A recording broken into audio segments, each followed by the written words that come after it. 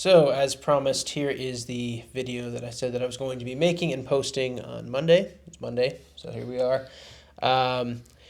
So just this probably isn't going to be the video that some people might have been expecting by my post. I don't think that this is going to be the surface level type of video that people might expect from this. It's not just about current controversies. I want to provide a little bit of context for why I suppose I in particular have been the way that I have been online with OSA, with Jason Storms and Darren Stidd. And I think in order to do that, we really need to back up a whole lot. And we can't just talk about whatever the current thing is. We'll get to that later on in the video, but I want this to be a little bit more of a history of sort of abolitionist rising, free the states, my personal relationship and Russell's relationship with OSA and Darren Stidd and Jason Storms, instead of this just being a here's why we're justified in calling them out for the live action thing, or here's the reason that we would go after them for the defending the Brian Ottinger thing at the March for Life conference. That's not what this is about. This is going to be a little bit deeper. So, and it might be a little bit long. We're going to try to make this not long-winded, though. It's not going to be us repeating certain things over and over again or anything repetitive like that. Not an hour-long sort of rant. We're going to try to keep this to be a historical point-by-point type thing. And in order to do that, I really need to turn it over to Russell, because Russell was there for all of this stuff, knows the full history of it.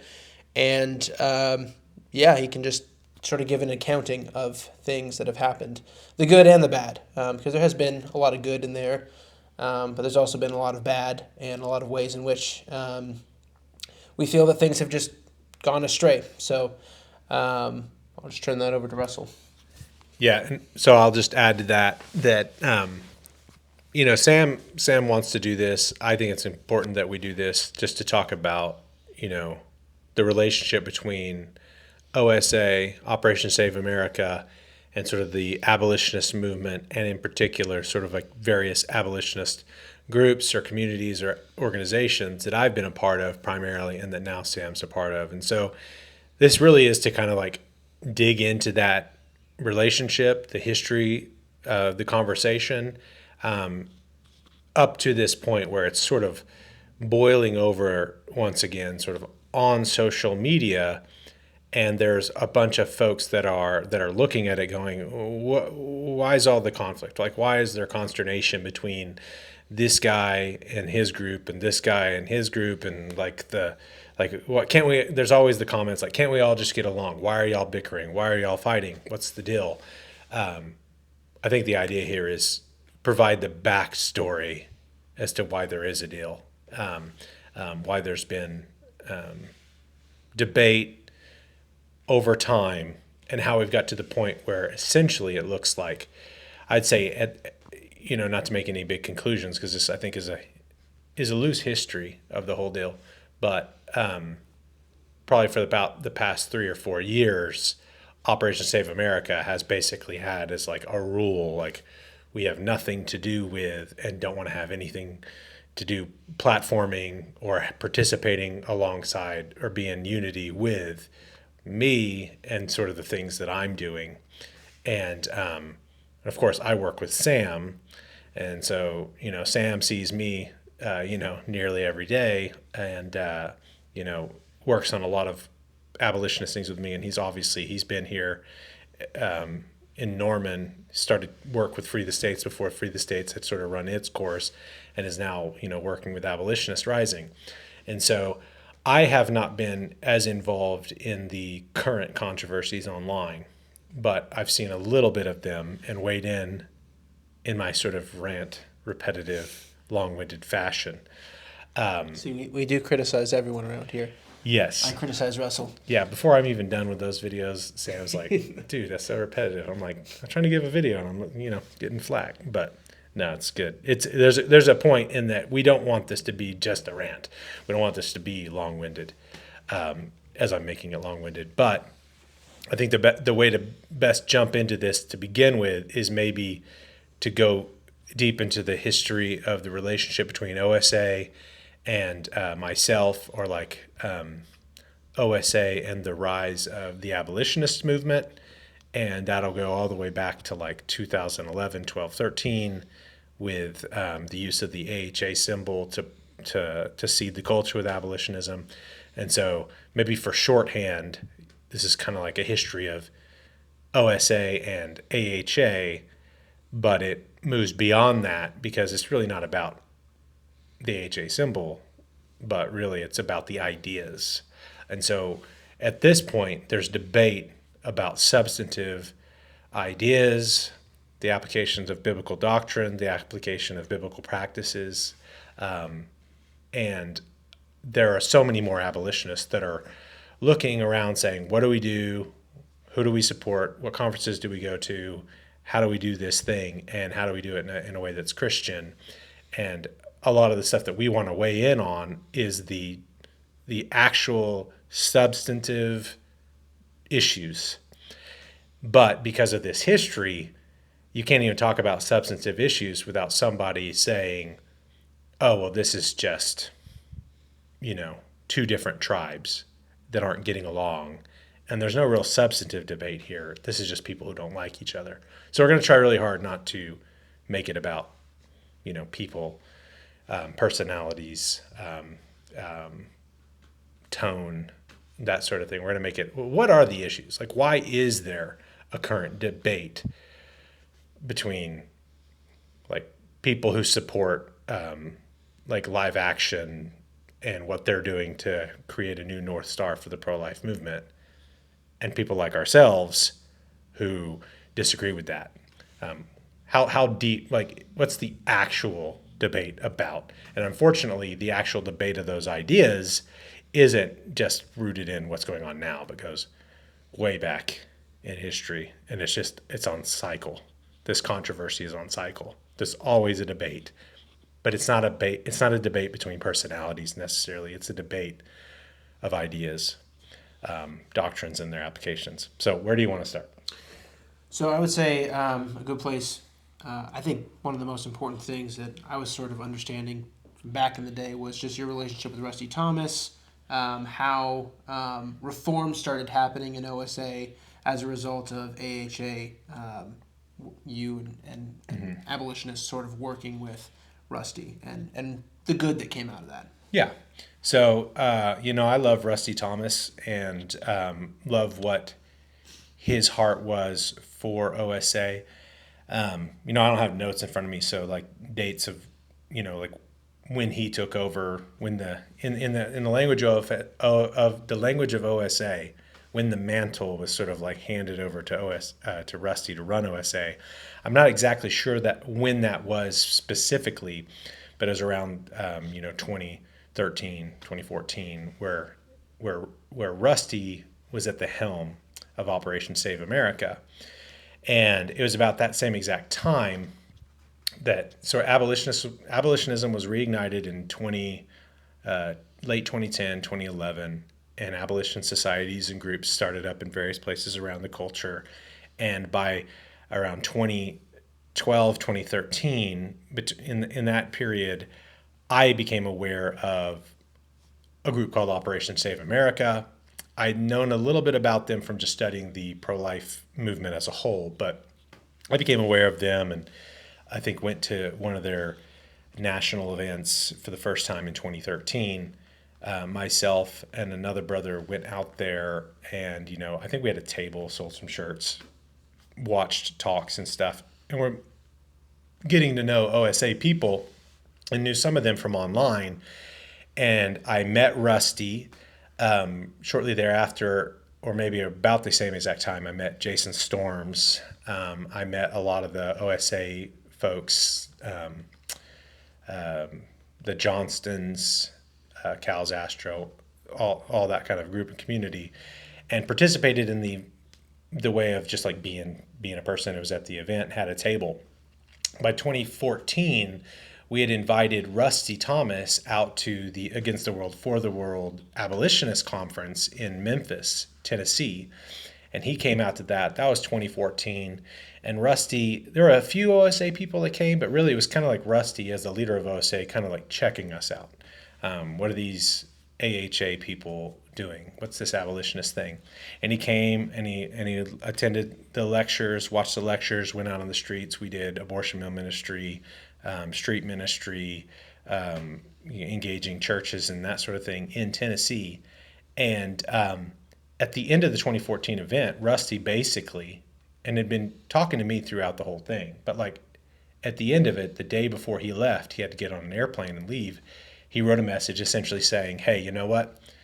AHA, he was still thinking of it as like a group, but I think he's meaning the abolitionist movement. But AHA is sort of the future of the movement against abortion. And just conversations with him, he was like, you guys are cutting some fat, you're bringing some clarity to some arguments, some rigor ideologically, like in creating tenets of abolitionism and modes of abolitionism, trying to get the activist and the assistance people all together on the same set of ideas, trying to have activism and legislation all sort of biblical. And he was really super appreciative of it all and just said, hey, you guys, I mean, like, it's in record. I mean, it's written, it's published, it's out there. He basically said, you guys are the future of the battle. And I thought that was tremendously humble of him, because he was this sort of like great leader of this organization that may have been more principled pro-life in the sense of they were pro-life, and they were pro-life Catholics, pro-life Protestants, and they wanted to save babies, but they at least did want to do it. They wanted it to be biblical. They wanted to share the gospel. They weren't like secular in the sense of they wanted to just cut all that stuff out.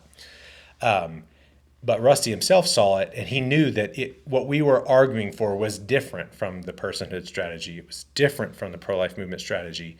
And it was about 2014 that it was very clear.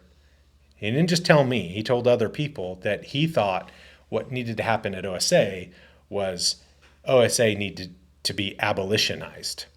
And so shortly after that conference, he had invited myself and Toby Harmon. We were two of the sort of like AHA leaders or abolitionists that were kind of full-time enough to go around and do these things. He invited us to the OSA leaders event in, I guess it was Alabama.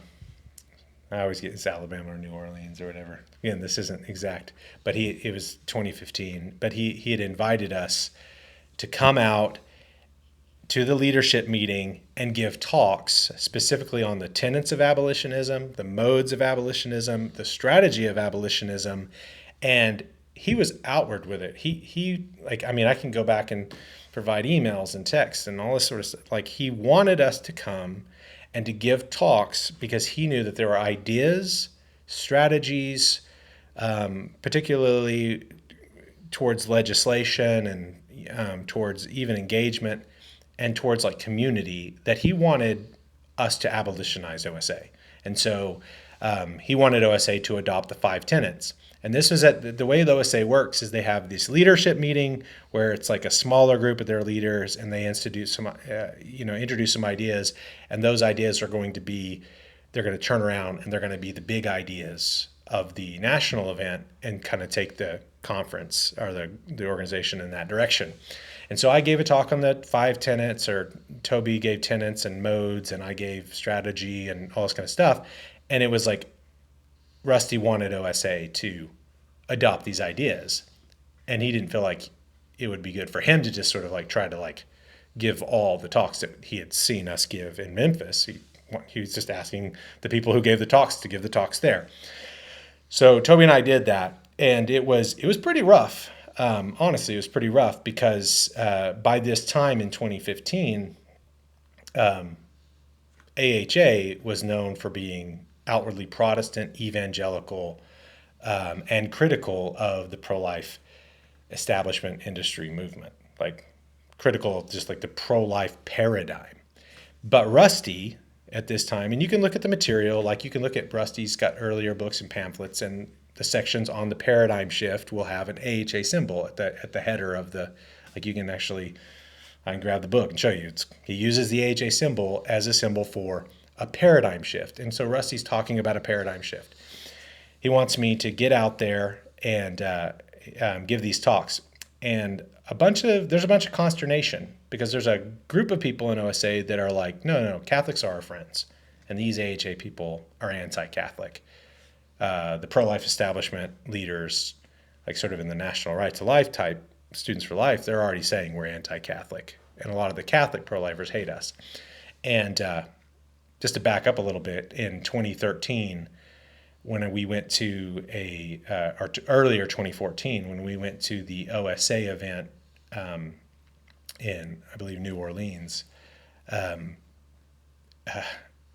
New Orleans or Alabama, sorry. But when we went to that event, Frank Pavone was a speaker at the event. Frank Pavone had sequestered a body of an aborted baby from like a Catholic hospital or something like that. For those who don't know, Frank Pavone is formerly a Catholic priest. Still a Catholic.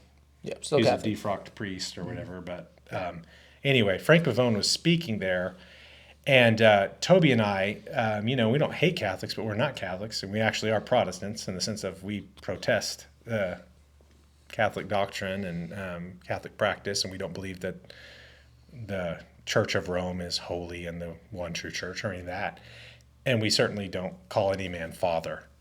So it was just so weird for us to see OSA, who had this new leader, Rusty had just become this new leader and wanted to bring change and a paradigm shift, but yet still had people on stage that he was himself calling Father Frank. And it was always Father Frank, Father Frank. And so we went out there. At one point in time, we met with Rusty in Tulsa, Oklahoma at a supporter's house and talked through for hours on just not calling Frank Pavone Father Frank and platforming him and letting him stand up there with his doc collar and do this thing. It's like, this is the kind of unity this is unequal yoking. This is yoking with people who don't have a biblical worldview or the true gospel. And so anyway, but by the end of our conversation with Rusty, he too, in these private conversations with abolitionists, was like, yes, I need to remove the Catholic role in leadership. And so that was one of the sort of early consternations. So we had given these talks on like the tenets and modes and strategy of abolitionism, but then a lot of the questions were kind of like, this is going to sound like I'm being a little rude. I don't want to be rude, but a lot of the talks were like, yeah, but y'all hate Catholics. Like, we didn't even bring up Catholicism. It's like, y'all hate Catholics. And we were like, well, yes, we would say that the abolitionist paradigm and movement is so gospel-centered that it's not going to be one that's connected to people who do not believe the gospel, but believe the gospel plus works. And half the people in the OSA leadership group there were like, they welcomed this. They were like, you know what? Catholicism isn't true. It isn't biblical. And we would welcome OSA under Rusty's leadership, no longer platforming Catholics. But there were people in there that are like, but what about so-and-so who's bringing his display? And what about so-and-so who always comes? We can keep them, right? And so there's a lot of debate about this. But it was kind of like, well, we're not platforming. At the end of the thing, even though they're made on a total agreement, at the end of it was like, we're not platforming Frank Pavone anymore. We're gonna miss out on our march with the dead baby and the funeral and stuff that he was doing for them for years and years before that. And there was some debate about immediatism and incrementalism and defunding and all that kind of stuff. But the Catholicism one was a big one, and the other big one may have been sort of there may have been a number. The Catholic one was probably the biggest one to talk about for the purpose of this video. But there were lots of questions like, how many times have you been arrested?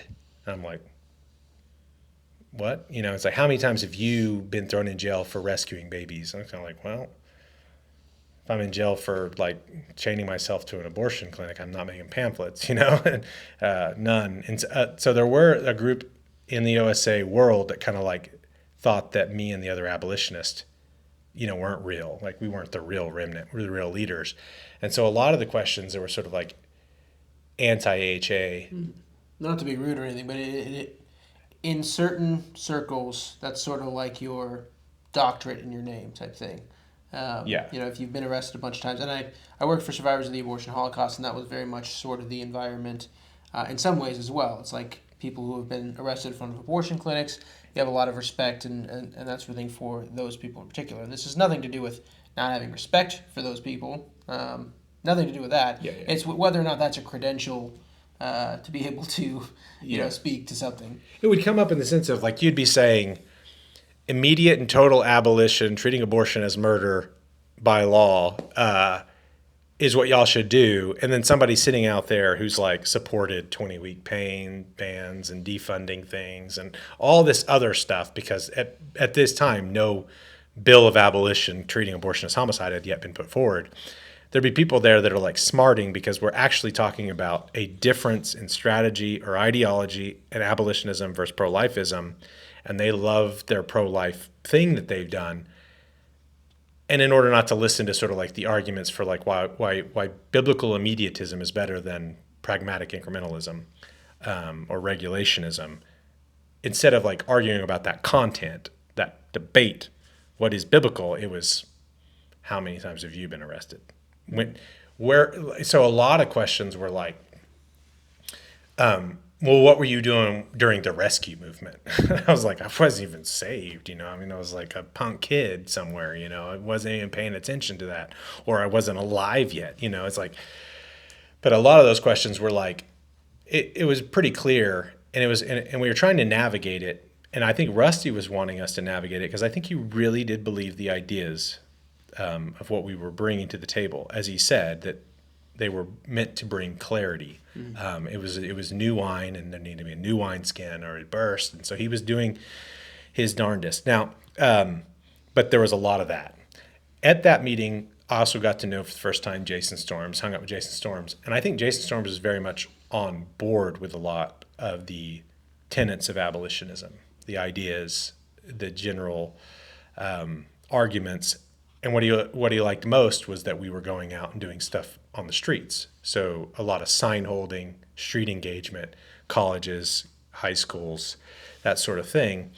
And even at those early OSA things, we would come, and the abolitionists that were there, like, the people wearing the AHA gear that were there, would all kind of meet up during the free time and go do street work. And Jason would always bring a contingency of young OSA people. And there was a lot of camaraderie, and we got along very well in doing that. But I'll have to dip back into this. But just to conclude that, Rusty had done his darndest to bring some of these new ideas because he was going to take OSA in that direction. It was clear as day. I don't think anyone will deny that.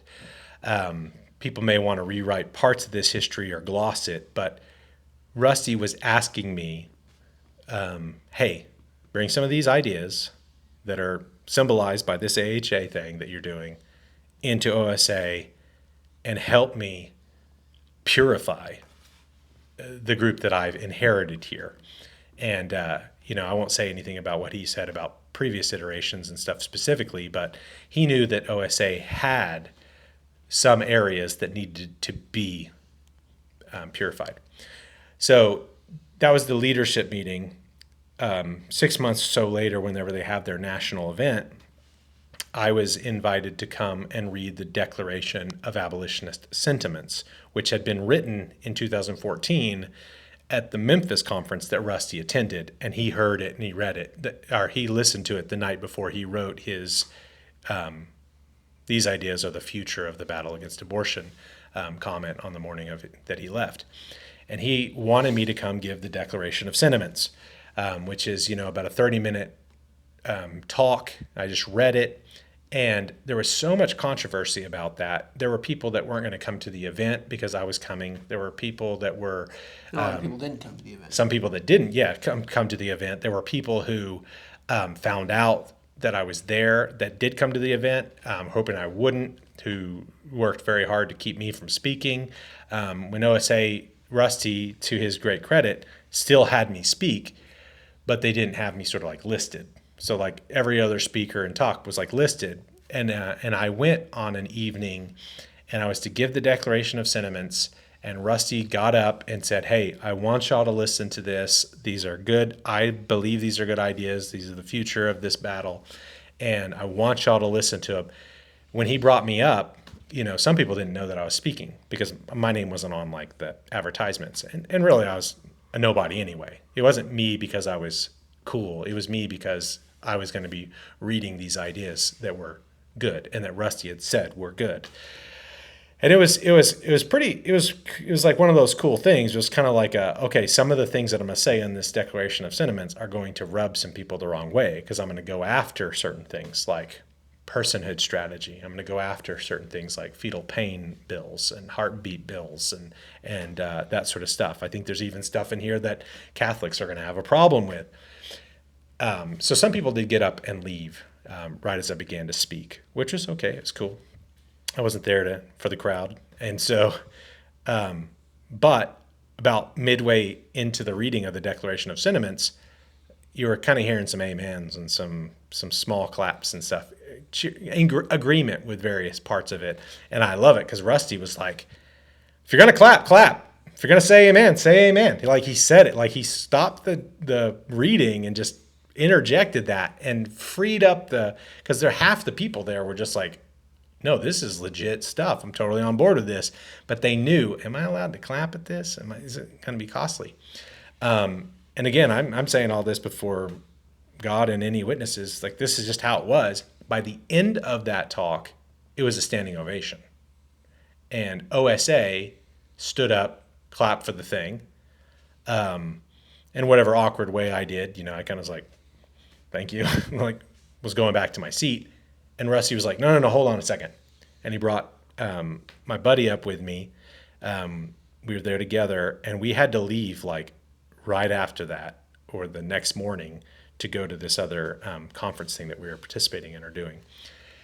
And he had OSA, himself, the previous leadership, and the current leadership, and all the people there come to the front, lay hands on us, pray for us, and then after that, stood there and said, we are sending you out as brothers.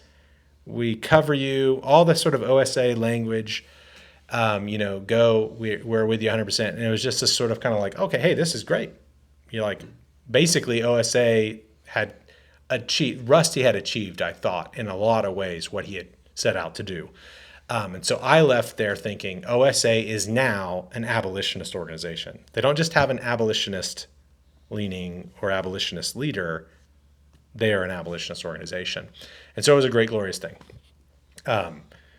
But those people who walked out and those people who didn't like it, they didn't just stop grumbling. And so I think it was very difficult. I think it was very difficult for Rusty from 2015, 16, that period of just having a lot of people that are just not happy with the way that things were going. They missed the previous leader that would have not done this. There was a previous more ecumenical, more charismatic, kind of like leave aside the controversies kind of leader before Rusty.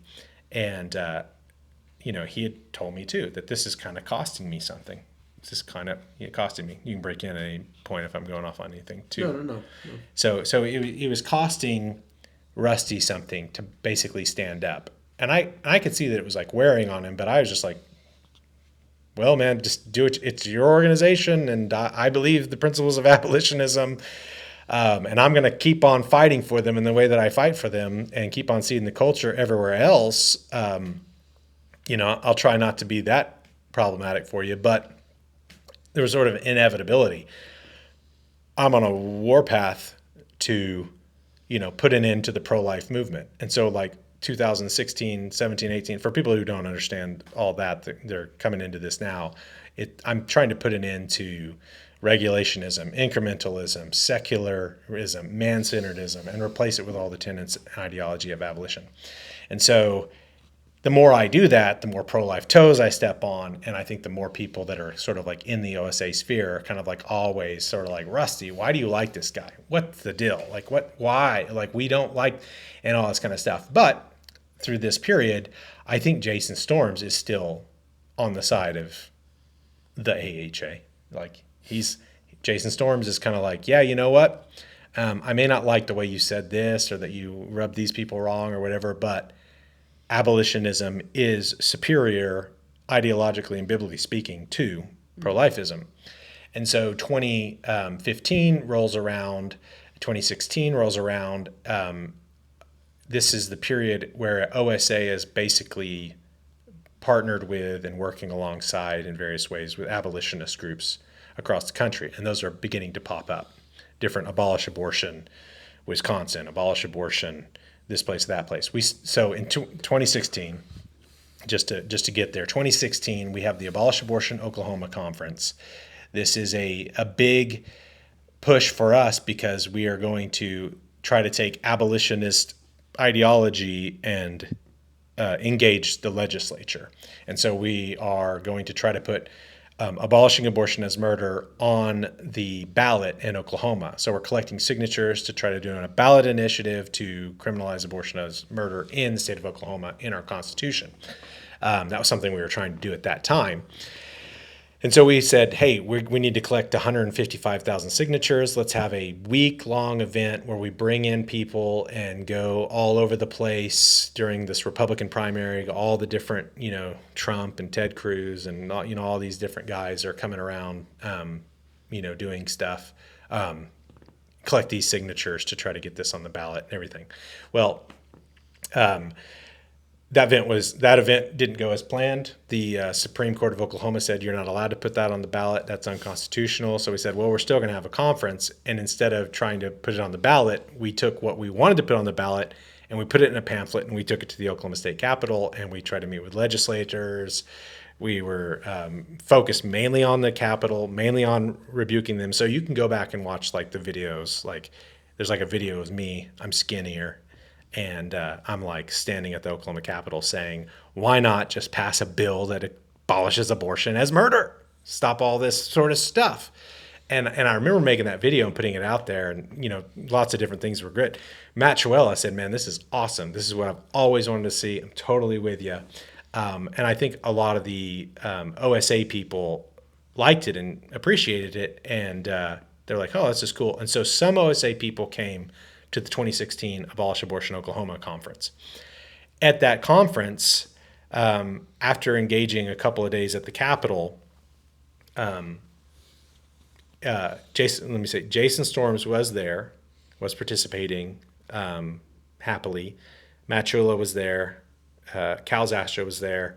A number of OSA sort of longtime people were there. But it was, by and large, AHA people from around the country coming to Oklahoma to meet with Oklahoma people to do this thing.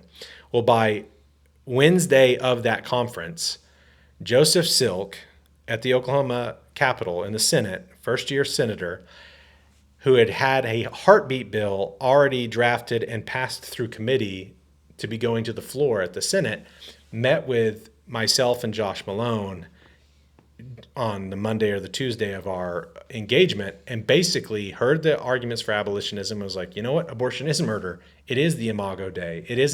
It's conception. It's not heartbeat. What am I doing? And he decided on Wednesday he was going to gut his bill and he was going to replace his heartbeat bill language with total abolition, or at least, the abortion is homicide in the state of Oklahoma. And so that was exciting. That was awesome. Wednesday night, a local lobbyist who was kind of in touch with him and us and everything like that brought to us the language of the bill. It was the gutted heartbeat bill with the new language, abortion is homicide, and read it to the crowd. And as he was reading it, we're all very excited. We're like, wow, okay, so the Supreme Court won't let us put this on the ballot, but we've got a legislator putting it on the Senate floor. This is exciting. This is good. But when the lobbyist read the bill, there was life of the mother exception language, standard life. I don't know. It was pretty standard life and health of the mother, except for this. And of course, all these AHA people in the room were kind of like, what? This is not, it was like all of our language that we wanted on the ballot, plus this life of the mother exception. And the room just was went from being super excited to being like, wait, what did that guy just say? And they just lost their minds, in a beautiful, righteous way. Kind of like, no, it's like this sort of like, this is great. It's beautiful. And anyway, so it's just sort of like this, what do we do?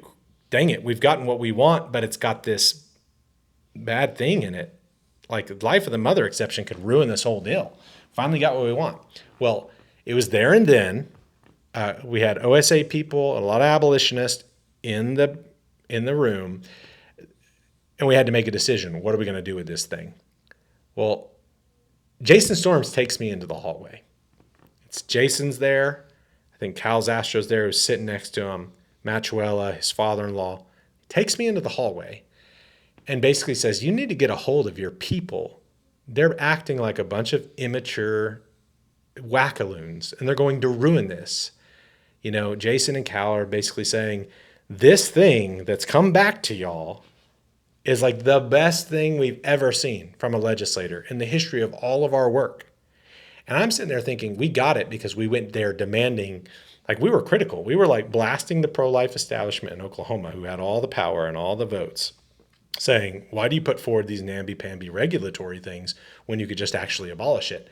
And we're blasting them. And one of them responds and says, hey, I'll actually put it forward, and then sends a bill back to us. But it's not the kind of bill that we think God would support, essentially, to put it lightly, or to put it correctly. And Jason's like, y'all are freaking out of your minds. And he was like quite unhappy with me. And I knew him somewhat well, but like I didn't understand exactly why he was, because he's probably wearing an AHA symbol at the time. We're there all together. Like, what in the world? And Cal was kind of like, yeah, no, I don't think you should mess with this. This is pretty good.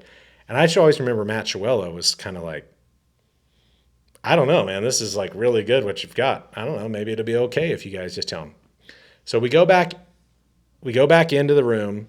Wait, sorry. So you're saying he was kind of like neutral at that point? It wasn't. Yeah, he's kind of like, he's like, because like all the abolitionists in the room are saying, wow, we thought this was good, but this is actually bad. Mm-hmm. And Jason's like, no, your people are crazy. This is really good. And Cal's like, yeah, this is good.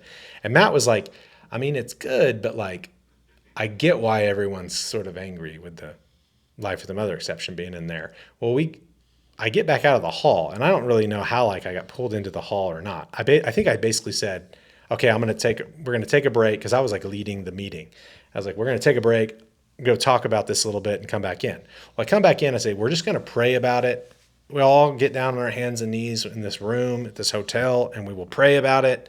And there's probably 300 people or so in there, but like we'll pray about this thing, and we'll make a decision. And different people were praying, and I was praying. And at some point in time during the prayer, it just became very clear to me. It's like, no, actually what we need to do is tell Joseph Silk, I love this brother to this day, but like tell him that if he leaves the life of the mother exception in there, we will go to the Capitol the next day and oppose it. Like we will oppose the very bill. And made that call. I was the sort of de facto leader of this group. And so I made that call and said, this is what we're going to do. And all the abolitionists were like, glory, hallelujah, good. I'm glad we're not selling out today, And I just remember, Jason is not happy with this. He thinks I'm a loon. And prior to that, I never really heard anything. You're an immature young man who doesn't know how to lead. But like that's when it kind of started. But I was kind of like, well, all right, we're going to do this. And so we told the lobbyist, go back to Joseph Silk, say, remove this bill, this line about the life of the mother. If you don't, we will oppose it. If you do, we will support it. He goes back to Joseph Silk in the morning, the next morning, says that. And Joseph Silk's like, you know what? My aide just put that in there because that's just standard boilerplate stuff that we always put in there. I don't need it. We don't need it. Scratch it out. And so the lobbyist came back and said, Joseph's down with it. And we were like, glory, hallelujah, all this sort of, if you do this, you're going to lose the bill. And if you do this, it's going to kill it and all this kind of stuff. And without going into the total history of that, because it got published, Senator Oklahoma is going to criminalize abortion as murder in Oklahoma. And I was getting phone calls from like a lobbyist in Indiana, got some phone calls from some guys in Texas. And they're just kind of like, this thing that you're doing is super encouraging. Jeff Durbin of End Abortion Now saw the bill. It was Senate Bill 1118, if you want to go back and look at the history. He saw Senate Bill 1118 and was like, man, this is the most godly, righteous piece of legislation I've ever seen anyone file. We need to support this. And so like lots of people were kind of whether they knew where it came from or where it was going or who did it, were kind of like, this is awesome. And it kind of broke the mold. And this is a really important moment too, because going forward, as far as like abolition bills go, bills that totally abolish abortion, that at the time do so in defiance of the Supreme Court, that treat it as murder, all that sort of thing. This was sort of the model bill. It was like, oh wow, this is a righteous bill. Yeah, it wasn't a perfect bill. It wasn't perfect. The language wasn't all there or anything like that. But this was like the idea of this bill going forward was like what we're going to sort of pursue now. Like what a lot of Christians were like, this is the thing that we need to sort of get on board with and do. And if that bill had been an exceptions bill with like the life of the mother, we'd be looking at a very different set of bills. Or nothing. Yeah, like maybe there would have been no bills, or maybe the bills that would have been put forward in a lot of state legislatures would have been bad bills. Yes. So that's a really important moment. Yeah, it's an important moment because not only did it inspire other people that this could be done, it refuted something we heard for about 5 years. It's like, you know what? I'm not with you, abolitionists, because your ideas are never going to be put into play legislatively. Like, I mean, I start hearing from like leaders and Students for Life, like, yeah, I'm with you, but no legislator is ever going to file a bill that treats abortion as murder. Mm. And because there's no viable path forward for you guys legislatively. And so actually there was. And of course, by 2016, you have that. And then 2017, you have it in Texas. In 2018, you have it in like 4 or 5 states. 2019, you got it in 6 or 7 states. And then now you've got it in however many states. And it's just like a regular thing. And actually, some of the improvements on the language, because this was like a page-long thing. Abortion is intentional destruction. Intentional destruction is murder. Abortion is murder. It should be treated as murder in Oklahoma. It was like a page-long bill. But it showed that you could treat abortion as murder legislatively, that you could find a legislator that would support that. But like Bradley Pierce and Wesley Thomas, like in Texas, were like, they looked at the pamphlets, they looked at some stuff they were doing in the precincts and stuff in the GOP to change the GOP platform in Texas. And they were like, we want to kind of do what you did in Oklahoma, but here. So I met Bradley and Wesley and went down and, had to argue for all the abolitionism against pro-lifism, the paradigm shift stuff. And it was like, 12 hours of like talking about, like we should call ourselves abolitionists and do all this kind of stuff. And, and that gave birth to sort of Abolish Abortion Texas and the stuff that was going on in Texas. And in 2017, we went and did a conference in Texas with those guys. And I think that led to the establishment of lots of good things there in Texas. But in 2017, we had sort of like I call it Bradley bill, like the Abolition of Abortion in Texas Act. And so it was like an expanded bill written not by like a history student, but like a lawyer. And then so you start getting it in all these different places. And I think 2016, 2017, 2018, this period, to focus back on OSA, Jason Storms started Abolish Abortion Wisconsin and had me out to speak along with Matt Chiuella and himself and Rusty. So it was sort of like a blend of OSA and AHA type folks all together in Wisconsin to support efforts there. And it was a great conference, but it was around that time that I could see that some things were souring. I started feeling like I had to argue, no, we should call ourselves abolitionists, not pro-life abolitionists, and some things slipping back into sort of some other ways. But I'll just say, the talk that Jason gave at that conference was awesome. It's on the Abolish Human Abortion YouTube channel. And it was like a hardcore, the pro-life movement has failed. I think that's the name of the talk, why the pro-life movement has failed. And it was like we were all doing this together. But that was 2017, 2018,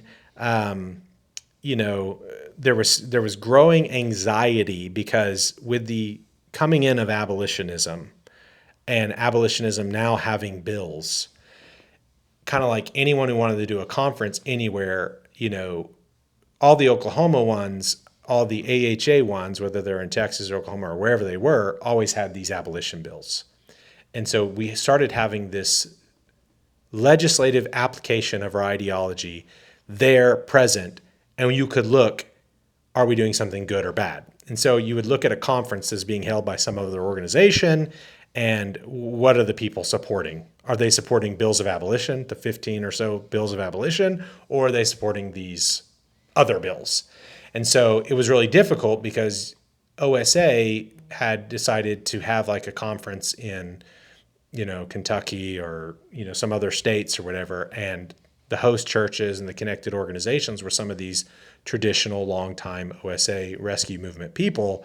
And so you have people coming up and speaking on the stage in favor of like the defunding Planned Parenthood bill and saying nothing about the abolition bills, or speaking about fetal pain, this or that, or kind of saying stuff. And so you have all these abolitionists that have sprung up that are connected to like, no, the only bills that we support are these bills. And the only candidates that we support are guys like Dan Fisher, because I'd kind of gone off and started doing this Dan Fisher campaign. We're not going to go into it, but Dan Fisher ran as an abolitionist in Oklahoma. And so, but OSA was doing this. And so there was a lot of debate and controversy between OSA people and AHA people about like, should we be critical of pro-life establishment stuff? And so it was always kind of brewing, and there, too much controversy to go into, but it always, outside of personalities and tones and how it was happening on social media, because no one is great on social media whenever they're in the heat of battle, really. Without going into all of that mess, there was always an actual discussion of the content. Like, who are we getting on stage with? Kind of came to the fore as like a thing. Abolitionists are looking at the live stream of OSA conferences in 2019, 2020, 2021, and they're like, okay, wait, we're seeing incrementalist again. We're seeing regulationist again, and what's going on? But there's just so much going on, and so, but there is debate and there is discussion. And in the middle of all that debate and discussion, just to kind of fast forward to about the 2020 period, I still have a heart and a desire for these groups to be together, and other groups that have historically not been very unified.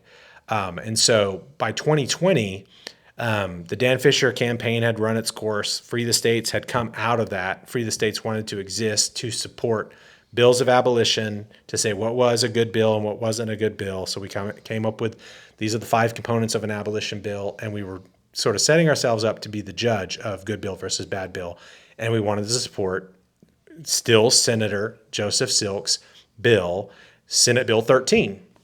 And I wanted to do it massively. And so I wanted to have all of the abolitionists from around the country and any abolitionist organization sort of co-sponsor Abolition Day in Oklahoma, co-sponsor the Abolition Now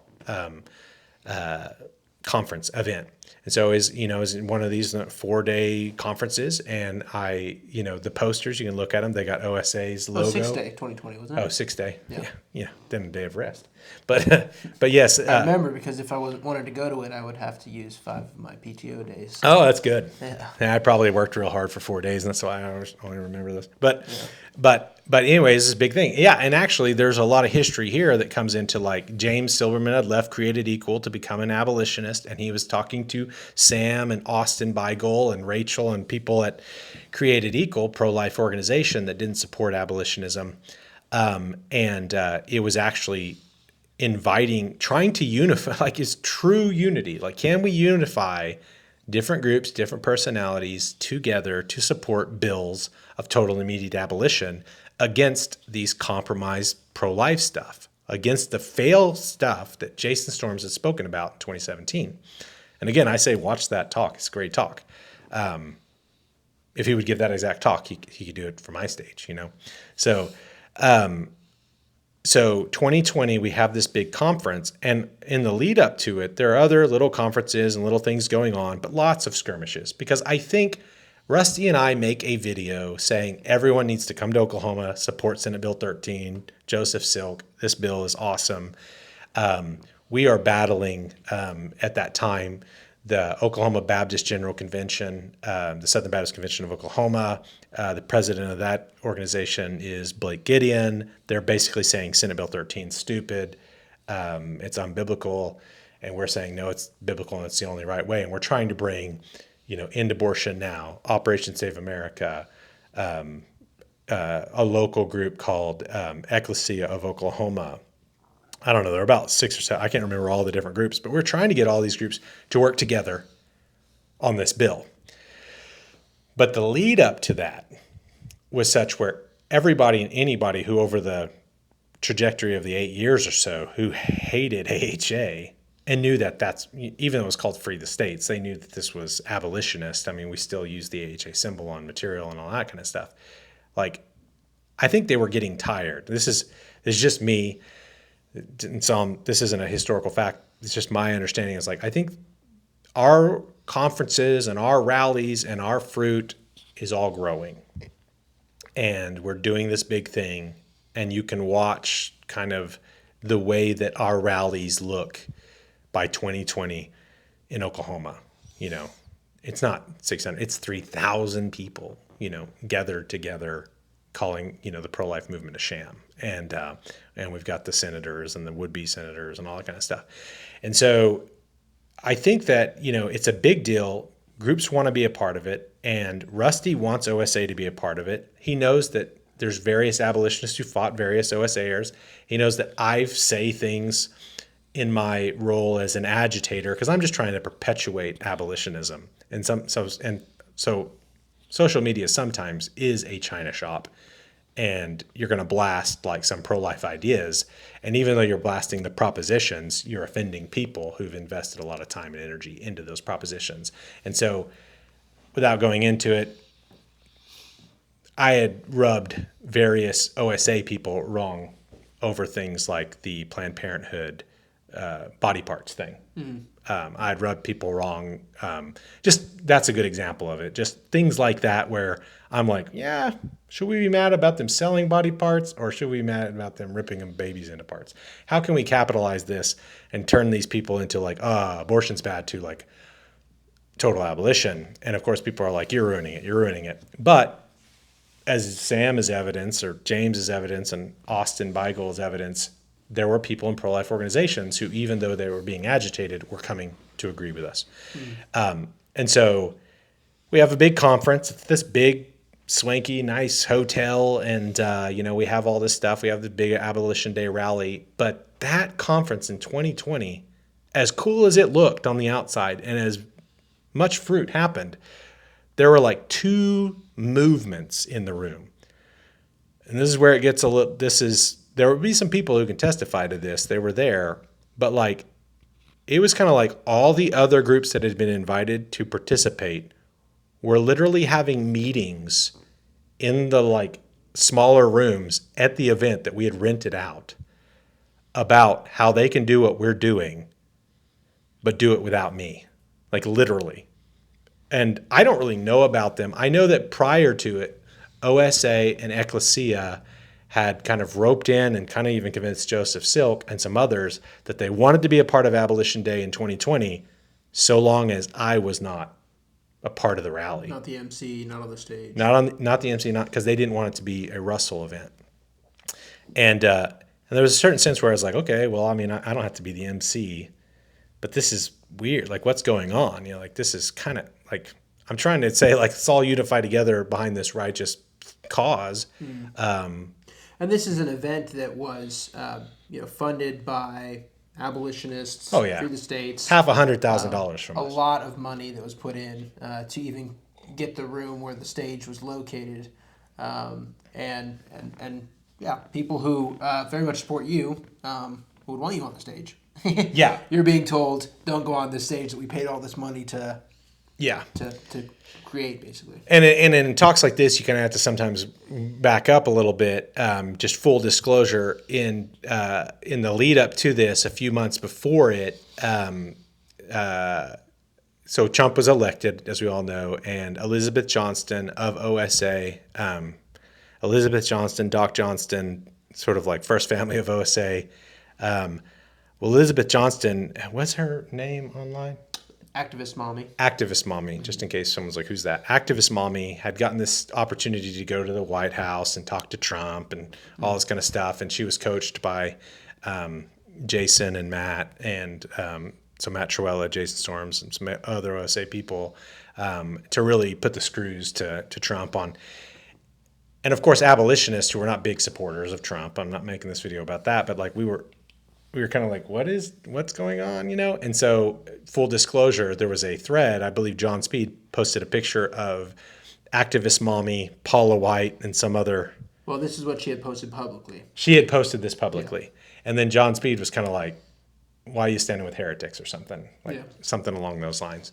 And there were just all these comments about like, well, Elizabeth Johnston is an open theist, and Elizabeth, all these kind of like doctrinal things about the people, and Paula White's crazy, and all this kind of stuff. And I just sort of like literally, I think while getting on an airplane to go to Alaska to speak at an abolitionist event up there that Matt Truella was also speaking at, I just kind of like haphazardly were like, I'm looking at the picture of Elizabeth Johnston and Paula White, and I'm like, I think Elizabeth just wants to be Paula White, or say something like that. It's like flippant. I believe it. I think she wants, and by that I just mean she wants to have that power, that position, that authority. Not like that she wants to, copy everything, like want to be divorced and talk about angels from Ethiopia or whatever. I mean, I'm just saying she wants to have that inside influence with Donald Trump, and sometimes to get there, you're not going to ever be invited to a thing like that if they think you're going to come and blast the person you're talking to. Mm-hmm. And so if she's going to be talking to Trump or his advisors, they kind of know that she's going to play ball in the way that all these people are playing ball. Yeah. And so I say this thing, it's like one or two sentences, like she probably just wants to be Paula White or something, whatever. And everybody else is talking about her clothes and her doctrine and all this. And I was like, whatever. And I get on the airplane, fly to Alaska. Also at this time, Rusty has taken a sabbatical to deal with stuff going on in his family, just stuff with kids, and taken a rest time. And Jason has now become the interim director of OSA. Mm. And from talking to Matt Truella and talking to Jason and talking to others, during that time, he got a heck of a whole lot of phone calls, consternation, not only about my comments about Elizabeth Johnston, but just everything else. And it was about that time that I was like, wow, like they've really gotten to him. Like he is fed up with me. And so, I talked to Jason Storms about the Elizabeth Johnston comment, and he's just like, Elizabeth Johnston and Doc Johnston are these like saintly people that like, you can't criticize them without all my people wanting to like, attack you, and like you jeopardize the unity that you want to have in 2020. Like, how am I supposed to get everyone to your event in 2020 if you're criticizing one of our, leading figures? Mm. And I'm just like, and I'm talking to Matt in we sharing like a little cabin in Alaska. Matt's always been really on, like he doesn't always agree with me on everything or whatever, but he's just kind of like, well, Jason's under a lot of stress and this situation. But I know that Rusty still wants to go to the Oklahoma thing. But by the time we're going, so back up to where it was, that sort of thing is happening, years and years of stuff boiling between different abolitionists happening, that by 2020, that event, in the like month before we have it, all the groups that we've invited to participate in our event are sort of like having backroom councils together about how to have it without us. And it's how to keep me off the stage is essentially because I'm a bad man. And on the Elizabeth Johnston front, there's just this pressure campaign to get you to apologize for what you said and that sort of thing. And it is not as though you were the only one saying things like this at the time. But that one comment that seems kind of small right now gets blown into this massive thing where it seems like a lot of the times you can say something that can be kind of mild or it can be very harsh. And because you're the one saying it, people blow it up beyond anything that, anyone else says. Yeah, it was less than what other people said. Yeah. And so, but that instance too, when the clarification post comes out from Elizabeth Johnston, in that post she says that she agrees with the gospel of Paula White. For those who are like, in any kind of know about who Paula White is, she's like a prosperity preacher type person. So for someone to agree with the gospel message of Paula White, you're seriously off. Yeah, Like, you are seriously wrong. And that plays into the point of this video well, because Paula White and her false gospel and Elizabeth Johnston standing there smiling with the picture is the thing that all these abolitionists have a problem with, because they're like, wait, we believe that a lot of our power and success in the world is by not yoking with these people with these false gospels, and by not yoking with pragmatic ideas that deny certain biblical teaching. And so it does figure into it. Wow. And it was a massive deal. Yeah. But it was an opportunity where, like, I got to get on the phone with various leaders of various organizations for them to tell me, like, listen, it's not necessarily that I disagree with what you said. It's that you said it. And there were theological things bubbling to the surface there in that instance that were kind of revealing a lot about the kind of big tent thing that was happening at OSA. So that was at the same time where James was having a discussion with Ante of OSA, and Ante was saying that he was defending an instance of Paula White just fundraising, where she was saying that I believe there's someone in the crowd here that if they sow a seed of $737 or something like that, I believe in salvation, life for you. And Ante said, well, what's the problem with that? That's just fundraising.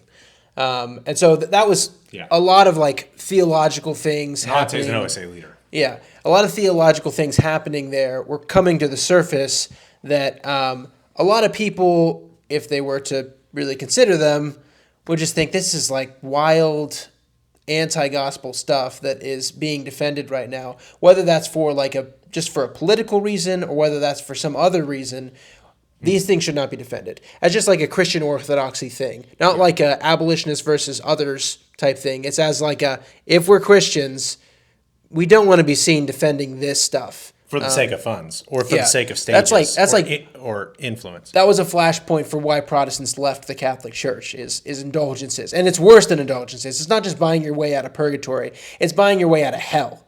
Yeah. So when you consider like the severity of the evil of these ideas, think about that. It wouldn't even entered Martin Luther's mind.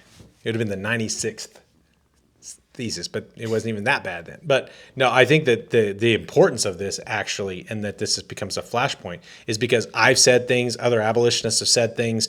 Even if some other abolitionist says something somewhere else, it's like my fault, and it's like this big hullabaloo about it. Of course, some people are like, I'm on the side of the abolitionist here, and other people are like, I agree with what he said, but I don't like that he said it, and therefore I don't want to be unified. But what seems so lost is it's this actual debate over like doctrine and unity in biblical truth instead of unity for the sake of funds or unity for the sake of crowds or potential influence. And so that's all here as a super significant part of the consternation. And they don't want they it's weird. It's like we don't want to go to Oklahoma and stand on a stage with T. Russell Hunter, but we are okay with standing on a stage with Paula White. Yeah, because they like Paula White over. I mean, it's just a world of different methodology type thing. Like our recent conference, we'll know that there's a transgender reporter in the room, and Brett Baggett will go up and he'll give his clown world sermon. Yeah, and preaching almost to him the whole time. Yeah, and so there's and there's other instances of that as well, where we'll know there's people in the room who are not theologically solid, and on our stages we'll say things that might be to that person. Because we want that person to come along and to change, and it's that conflict of ideas that is going to be the means by which that happens.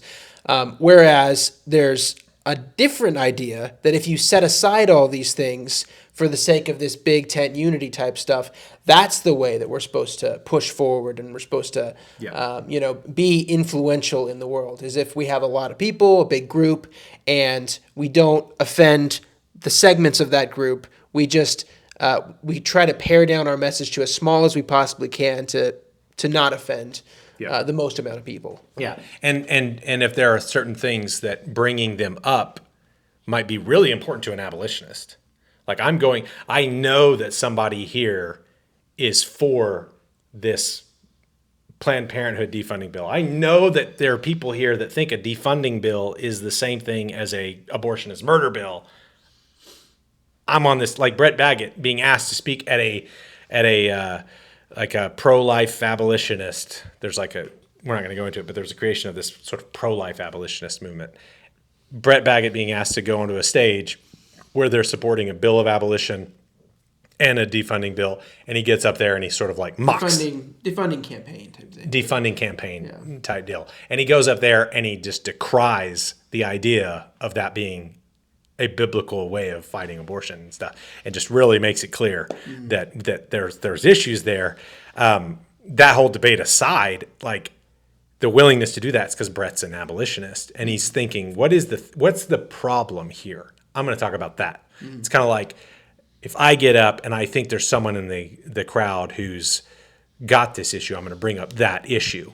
And I don't care if I lose them because I want to truly gain them. I don't want to gain them and then find that they're weak and run whenever it comes time. I don't want to, and this starts to have, connections to legislators and people we're voting for and supporting and endorsing and all this kind of stuff. It's like, I want the legislators who are carrying abolition bills to be abolitionists, and I will try to make them abolitionists. I don't want them just carrying abolition bills and stuff. Yeah. So because of a lot of that and always finding the controversial thing that I think is true and good, or other abolitionists think that's the thing we need to focus on, we step on a lot of toes because a lot of other people have as their methodology in these things. There are certain things you just shouldn't bring up. Yeah. And we'll get fast forward a bit to the end, but like usually it's like being invited. Like if I were invited to go give a talk at a pro-life conference, and I'm like, well, do you know who you're inviting? I don't think I will be invited to give talks at pro-life conferences. It doesn't matter how popular our TikToks or YouTubes are. It's just they know that if we give this guy a stage, he's going to talk about the one thing that we're all trying to not talk about for the sake of unity. Yeah. So it's a difference. And so it goes all the way back to that thing I was talking about earlier with the stage. But so 2020, go back to it. 2020, it's a great conference, but at the end of the evening, there's like, I've got to go meet with OSA people for an hour and a half. That every night. Every night, just different people. Like you need to apologize to Elizabeth Johnston and Doc Johnston and what these people are so godly that you were insane. Not just you picking on. You're this young man. You can't pick on these people. And I'm like, I'm not picking on them. I don't consider, I had talked to Patrick Johnston and Elizabeth Johnston about differences I had that were like doctrinal or strategic all the way back to 2014, 2015. And so I'm like, I don't consider them part of them, but like people, you need to apologize to them. If you don't apologize to them, you're toast. Like the relationship between OSA and AHA is toast. You better apologize. I'm just kind of like, apologize for what? I can maybe say like it was flippant and I shouldn't have said it, so I may have made apologies like that. Like, hey, okay, I get it. This is scary for people or rubs people wrong, but or there'd be like meetings where it's like I got to sit down in a room and talk to, like it's like Darren Stidd is like got this whole room full of people that are like my friends and my enemies, and let's talk about like what you are and aren't allowed to say on social media. And the big fulcrum for this is that Elizabeth Johnston comment. And they say like, well, no, there are other things. But it's like you can never really remember what those other things are. But sometimes you look at them and they're like, oh, there were other things that I was like right about. That without going into it, it's kind of like, oh, that time that I said that they shouldn't have sold out in that way because it was going to lead to this bad thing. And then guess what? It did lead to that bad thing. And so you're not bringing it up as an example anymore. So there's a lot of that. And in the midst of that, it was like, I have never looked across the room at a person and thought, wow, this person hates me and wishes that I were dead. Mm. And it was there and then that I'm looking at Jason Storms and I'm like, this guy wants to murder me. Not physically, but he wants to murder my influence. Now, he's not the director of OSA at the time. Rusty is. But at that 2020 conference, where they were having meetings, and I'm just going to say this because sometimes people are like, don't be vague, don't leave things out. I was given a talk in the main room, and when I came out, I ran into Matt Truella and he told me that he was disgusted by something and he had just left a meeting. And I was like, what meeting? And he's like, there's a bunch of the organizations that you've invited to be here in a room basically saying, how can we do what Free the States is doing, but without Russell? And he left that meeting. Now, I don't know how many people he's told that. I know he told it to like Josh Malone and some others around here, but like, you know, I don't know. I was extremely encouraged by that. I was like, once again, it's like Matt Chihuella, like, is willing to say, like, listen, I may not agree with this or that over time, but like what's going on in the side rooms at your conference is despicable. And we had meetings. I went to IHOP to the small hours of the morning and talked to Darren and, you know, about stuff. And, you know, at that time, Darren was still kind of like, he hadn't been appointed to a position in OSA. He was playing the role of the moderator in the conversation, trying to hear them out. He was also, and had been asking me since 2019 about the possibility of starting like a Free the States chapter, connected, associated organization. And so he was kind of like, you know, I hear out both sides, and he was being this moderator type stuff. But I was just kind of like, man, like, it was around them. And I was kind of like, you know what? I want to be unified in the truth. I want to be unified in following Christ, which means unified in following his ways. And I don't want to play this game. And I don't want to be unified with any of this craziness. And a little bit of that I had to repent of just a bit, because in pursuit of supporting Senate Bill 13, I had basically said, we need this group, this group, this group. And I'd invited people that I knew harbored a bunch of resentment, or I know people were going to be jealousy, envy, either of me or of Free the States, the Dan Fisher campaign or whatever. Invited them to be in the room and given them platforms, in part because I wanted them to bring people, you know? And I thought, well, the more organizations, the more popular heads, the more people. And one of those groups was the Ekklesia of Oklahoma. Daniel Navejas, Kyle Brown, Hannah Silk, who was Joseph's younger sister. And she hadn't joined up with them at that point yet. She hadn't joined up with them at that point. But it was around this time that lead up to the 2020 conference, it was Daniel Navejas with another, I'm not going to say all the names, I don't know, if John Mishner, other people in Oklahoma. They even had gotten Joseph Silk to be concerned about Russell. Yeah. Because, you know, I say things that, you know, offend like the public school community or whatever, you know, like online, and just making it very hard. And so they can talk to Joseph, and Republican, they can, Republican pro-life establishment people. Yeah. You know, because I'm firmly comfortable within the role of the agitator. It's like, I will be the bad guy you need, sort of thing. But anyway, they're on the phone with Jason Storms and Ante and OSA people, and I think even Rusty to some extent, having these big conversations about how can we support Senate Bill 13 and basically take it over, because Russell needs to go. And it was a regular thing. Like, I've been told by different people, like, he's dead, he's toast. Like, Russell screwed up again. He's saying this thing about whatever. He won't work with these people. He's this bad narcissist. And so he's toast. We're going to do away with that. And so we make it through that conference, and I'm looking at it and I'm like, what did I do? Like, I literally platformed and put people on stage that I know. Like, I'm sitting there looking at, like, I mean, people are going to hate it, but I'm looking at John Mishner coming in and looking at the hundreds of people that are all gathered in this nice hotel building, and I'm giving a talk, and he looks angry, unhappy, impressed, and that's what's making him unhappy. I'm looking at Daniel and Kyle and thinking, these aren't guys that are unified in abolitionism because I think they believe it. These are guys that I think they see in the growing abolitionist movement an opportunity to platform the launch of their own ministry and their own thing. And so I'm like, man, what about, so it's like, hey, this whole, like, have a conference, bring a bunch of organizations together for the sake of unity to support this bill. Mm-hmm. It really does blow up in your face if you just say, come in groups like the Ekklesia we're going to bring 500 more people. And so you're like, well, I said more than that even. Yeah. Like, yeah, they're going to have thousands of people joining us for our march. And I'm just kind of like, looking, and various people are telling me things like, hey, you know, Daniel of the Ekklesia believes he's an apostle. Yeah. Well, And- so and that sort of, yeah. So basically, I at this point, the 2020 conference was the thing that got me to lose my job at Created Equal, because I was going to come down to the 2020 conference, and Austin ended up coming, and I told the leadership at Created Equal, if they fire Austin, I'm going to quit. So just And they fired him because he came. they did fire him, and I did quit. So that's just a quick where I was at this point, and so I'm March of that year. I find myself coming out to Oklahoma to meet you and to sort of work for Free the States in the time it takes me to sell my house and get everything out of Ohio.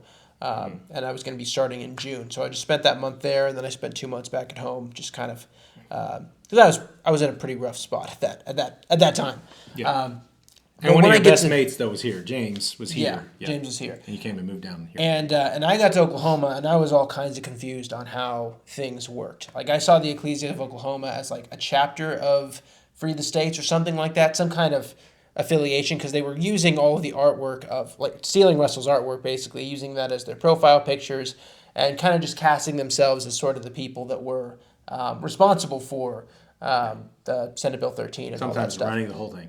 Yeah, so I was just very confused about who everyone was, and it took me a long time to kind of piece things together.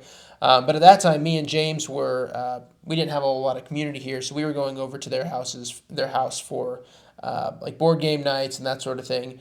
And I didn't know a whole lot about the NAR sort of movement at all. New Apostolic Reformation. New Apostolic Reformation. And one of the things one of the girls there told me was they were basically, their ministry was about establishing the Seven Mountains in entertainment and law and all these different things. And I was like, what the heck is the Seven Mountains? I've never even heard about that. They're talking about the Seven Mountains Mandate. I was like, maybe I just missed that chapter in the Bible or something. Yeah. But I started looking into that and realizing, oh, like, I've seen cultish episodes on Apologia about this kind of thing. Like, it's sort of the Bethel type stuff. It's the NAR stuff. And the more me and James are going there, the more we're sort of having these debates with them about whether or not sola scriptura is true, basically. So they're defending things like personal revelation and personal interpretation from God is more authoritative than Scripture, and they're constantly like taking the Lord's name in vain, dirty jokes, that sort of stuff. Is sort of happening at that house, and me and James are like, we got to talk to them about this. Like, this is weird that this is happening. And I didn't know that was like that. So y'all came and told me, it's like, hey, we came down here, we're hanging out with the Ekklesia people, and they're always taking God's name in vain, and they say these weird things, and they act like Daniel's got a better prayer connection to. Yeah. And I was like, oh, I didn't know that was this crazy. Yeah. And I don't think me and James had no real clue. And that's sort of like the problem in like evangelicalism today, is that someone will say they're a Christian, and your mind immediately goes to categorizing that person as Christian instead of being a little bit more investigative. Like, okay, well, what does it mean to be a Christian? Like, that sort of thing. You kind of just and they were abolitionists. And they had been on a stage that I had paid for. So they must be good. Right. So you kind of just mark them off as solid in your mind. But then, as often is the case, when you start to be in closer proximity to someone, you start to realize, oh, this is what really is happening here. And so maybe the second time that I met Jason and Darren, me and James were sitting down with them to discuss just a range of different issues at, I think it was an IHOP. It might have been a Denny's, I'm not sure. And at that time, the Ekklesia of Oklahoma come up, and we just start telling them everything. We say, like, there's some of these girls are telling us that who are they to question Daniel because he speaks to God? Like, I didn't really think I had this issue, but who am I to question Daniel type stuff? And that he thinks he's an apostle. He thinks that everyone is a pastor and apostle is above that. And so very much just kind of laying out what we've seen. They all live in one house. These two married guys travel with these single women type stuff. There's weird things happening here. You need to look at that, and you need to pay attention to that. And that was not the main purpose of that meeting, but that was a big part of that meeting. And so we warned them. That was probably At latest, it was 2021. It might have been 2020 still. Late 2020. It might have been late 2020, early 2020. Because, it's following on the hill of Ekklesia and OSA have worked together to try to oust Free the States from Free the States. They were like literally demanding on the phone that we can still make all the literature, design all the literature, draw it and write it, but we can't put Free the States on it. Like that was a literal, like, from the OSA Ekklesia phone call thing, we will still come and be a part of this if you just remove your organization's name from the lit, which is like coming from my computer, and Russell from the stage. And so the relationship after 2020 was kind of like, okay, because I was just like, never again. These people have exposed themselves of why they are doing this work. They want the stage, and I don't want to have it. But they're still having board game night, and I'm just kind of like, we'll see. So throughout the course relationships were bad. Throughout the course of us talking to the Ekklesia about these things, and then talking to Darren and all of them, I had talked to some other people about what I had seen, and there was another girl there that was in, had a relationship with them, was going to their church and that sort of thing, and was seeing the issues as well. And the people that we talked to instantly saw the problems with Ekklesia of Oklahoma when they were laid out to them. And the weird thing was, when I was talking to Jason about this stuff, telling him they deny sola scriptura, telling them that their interpretation is above Scripture, he's just not fazed by it. He says, well, that just sounds like a charismatic thing. And Darren's sitting there, like, looking at him, no, that's not just a charismatic thing. Like, Darren at the time was disagreeing with him, telling him, no, that's beyond any of that. And so, to me, it was a major shock in my mind. I'm kind of thinking, Jason's the solid guy. He's been around for a long time. He's been doing this stuff. He's friendly with abolitionists, or he is an abolitionist.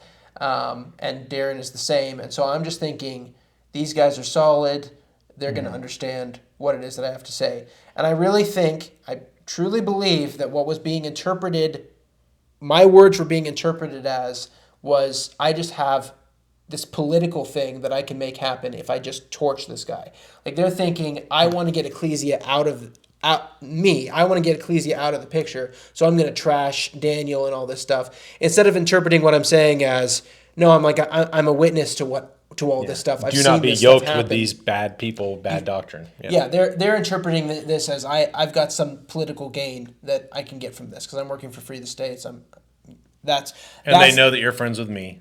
Yes, that's what I think they're interpreting it as, because they were not taking what I was saying seriously. So they start their investigation. They talk to a lot of the pastors. They reach out to a lot of the pastors. Some of the pastors reach out to them about this. And over the course of 3 years, and this is up to this year, February, they were still defending Ekklesia of Oklahoma. Even after all the pastors said that they should not be yoked with Ekklesia of Oklahoma, even after they had gone and they had, in a phone call, this was with me and Matt Brock and James and Darren and Jason and Brett and Dusty, they had said that they had examined Daniel, and they think that he has the gospel. And by this point, later on, we're sort of taking the stance towards Ekklesia of Oklahoma. These people need to be opposed. They do not need to be partnered with. And so there's lots of Facebook engagements and things happening. Like, we're commenting on their stuff. We're saying, no, this is wrong. You guys shouldn't believe that. And it's actually bearing fruit. Where the girl that I had mentioned, she's now a very faithful member of our church. I've seen her just grow and be sanctified in so many ways. She admittedly says she was kind of pulled out from this. Well, her testimony, she cult. says, I came out of a cult. Like, that's the way that she puts it. And others were coming out of the Ekklesia of Oklahoma, realizing it's a cult. And there's just a slew of different crazy stories with that.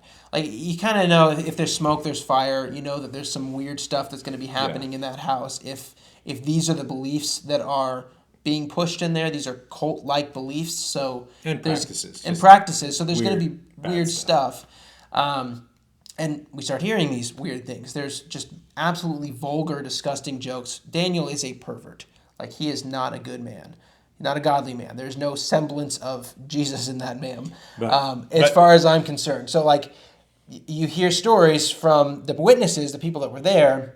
You hear that Daniel is, you know, making jokes with his young female followers about a massage gun and putting it to their private parts and that sort of thing. Like, no, And I look know that's gross. and the way that is that gets jokes that were conveyed. being- But the reason bringing that gets conveyed by people who were there in the house as part of the organization, and it's this sort of like red flag behavior stuff that matches up with this sort of like, well, we already don't think you're an apostle, and we already don't think that you are the Church of Oklahoma. All this doctrinal New Apostolic Reformation stuff, this just extreme anti-Reformed theology stuff, and there's all these doctrinal problems and then practice problems. And at the same time, and one of the things, go back to where you're at, but like we kind of jumped over it. You had brought this stuff to Jason and Darren because they had decided post 2020 conference and becoming Rusty Thomas had turned over the mantle to Jason Storms to run OSA shortly thereafter at a conference in Arizona. And Darren and Jason had basically said, well, we're done working with Russell, you know, and they were right to do that because I was done working with them. You know, I was kind of like, listen, I did this unity thing and wanted us all together, but man, I was like platforming people that had their teeth out for me. And so I was like, I'm done working with these guys. And so OSA leadership, Jason and Darren, had chosen and said to us and others, the abolitionist contact in Oklahoma, the organization, is Ekklesia of Oklahoma. Yeah. And that's in a state where Free the States and the people who ran the Dan Fisher campaign and the people who did the AAOK thing in 2016 and the AHA, it's not them, the abolitionists you want to trust and work with, it's Ekklesia. And OSA had done some stuff and planned events and wanted to do stuff with the Ekklesia. They planned a conference. They had like an OSA conference that was run by Ekklesia of Oklahoma. Yeah. And they did podcasts with them. And we didn't have anything to do with it because by this time we like, oh, no, we're not. Hey, just because I get to be on a stage with, no, we're done with this. But OSA was kind of like, no, we have chosen. It's the Ekklesia, it's Daniel Navejas, it's not Free the States and Russell Hunter. Bad. It's kind of like, it's Paula White, not Russell. I'm sorry I'm making this about me. We could do it about James or Sam or anyone. But it's like, it's Paula White and Elizabeth Johnston, not Russell. It's Daniel Navejas, not Russell, and the organizations. And so... They never said that they wanted to partner with Paula White. Yeah, I know, but it's it's the reason I say it like that. It's kind of like being in a picture with me would be bad. Yeah. Being on a stage with me would be bad. Yeah, but not on a stage with Paula White. That was a point also that was really kind of grinding my gears at Created Equal. I was kind of super mad about that, and that's why I quit with Created Equal was. My boss there was saying, you don't partner with these Christians. You don't go and you have fellowship with these Christians, these abolitionists fired. Who are being explicitly gospel-centered, who are being explicitly Christian. Don't go have fellowship with them. But then we're going and having fellowship with the people at the March for Life. We're going and rubbing elbows with. The last year that I was there, we were tabling, and you're going to the Dubliner. You're talking to Herb Garrity, who's a transgender pro-lifer and all that sort of thing. Bar that all the pro-lifers like to drink in Washington, D.C., the Dublin. So you're going and you're hobnobbing with all these people. And to me in Austin, it's just making us feel absolutely sick to our stomach. Seth is telling me not to talk to Austin after he had sort of been fired. And it's like, it's the same thing. It's like, I'm not going to not have fellowship with my brother in Christ. And you're telling me that I should have fellowship with Roman Catholics who work for the organization, with Roman Catholics who are at the... So, different idea. Gays, guys. As long as they're trying to save the babies and they have a platform, we should participate in their stuff. Yeah. But not these abolitionists. Yeah, so different context with them being a pro-life group and the created equal and all that stuff. But it's a very similar idea. It's like you don't have fellowship with Russell Hunter. You don't have fellowship with the abolitionists. You have fellowship with these people that you shouldn't have fellowship with. The kind of big tent can't include a guy like Russell Hunter who's going to say things bad about the Apostle of Oklahoma.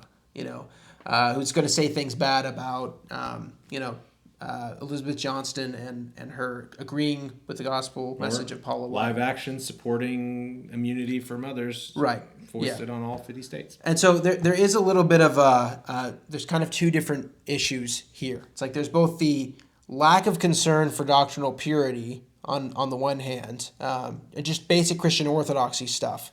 And then on the other hand, there's this really bad strategic stuff that Jason will do, really bad. Even that relates to the doctrine as well, like being willing to compromise with... being willing to compromise with people who are pushing bills that God hates, iniquitous decrees, that sort of thing. Not seeing them as people that we need to call to repentance, but seeing them as people that, it's kind of on the level of baptism debates, Yeah. So anyways, going back to the sort of history here, I know we're getting into a little bit of the commentary or whatever, but the history here of, we get to the point in early this year, I end up with the Ottinger thing. I end up saying, Brian Ottinger is a director of Love Life. He's the head of Love Life, I think. And is... I'm not sure his official title. In a fancy suit at a March for Life type banquet. Right? Yeah, so they go and they Scott Hord and him go and they get in their tuxes and they go to this this event. And there's no mention of the fact that the March for Life is one of the organizations that helped to kill the Louisiana bill. There's nothing like that. Just like we had a fantastic night, so fun at the March for Life type stuff. Celebrating Dobbs and whatnot, right? Yeah. And so that happens, and I see people commenting on it and people liking it.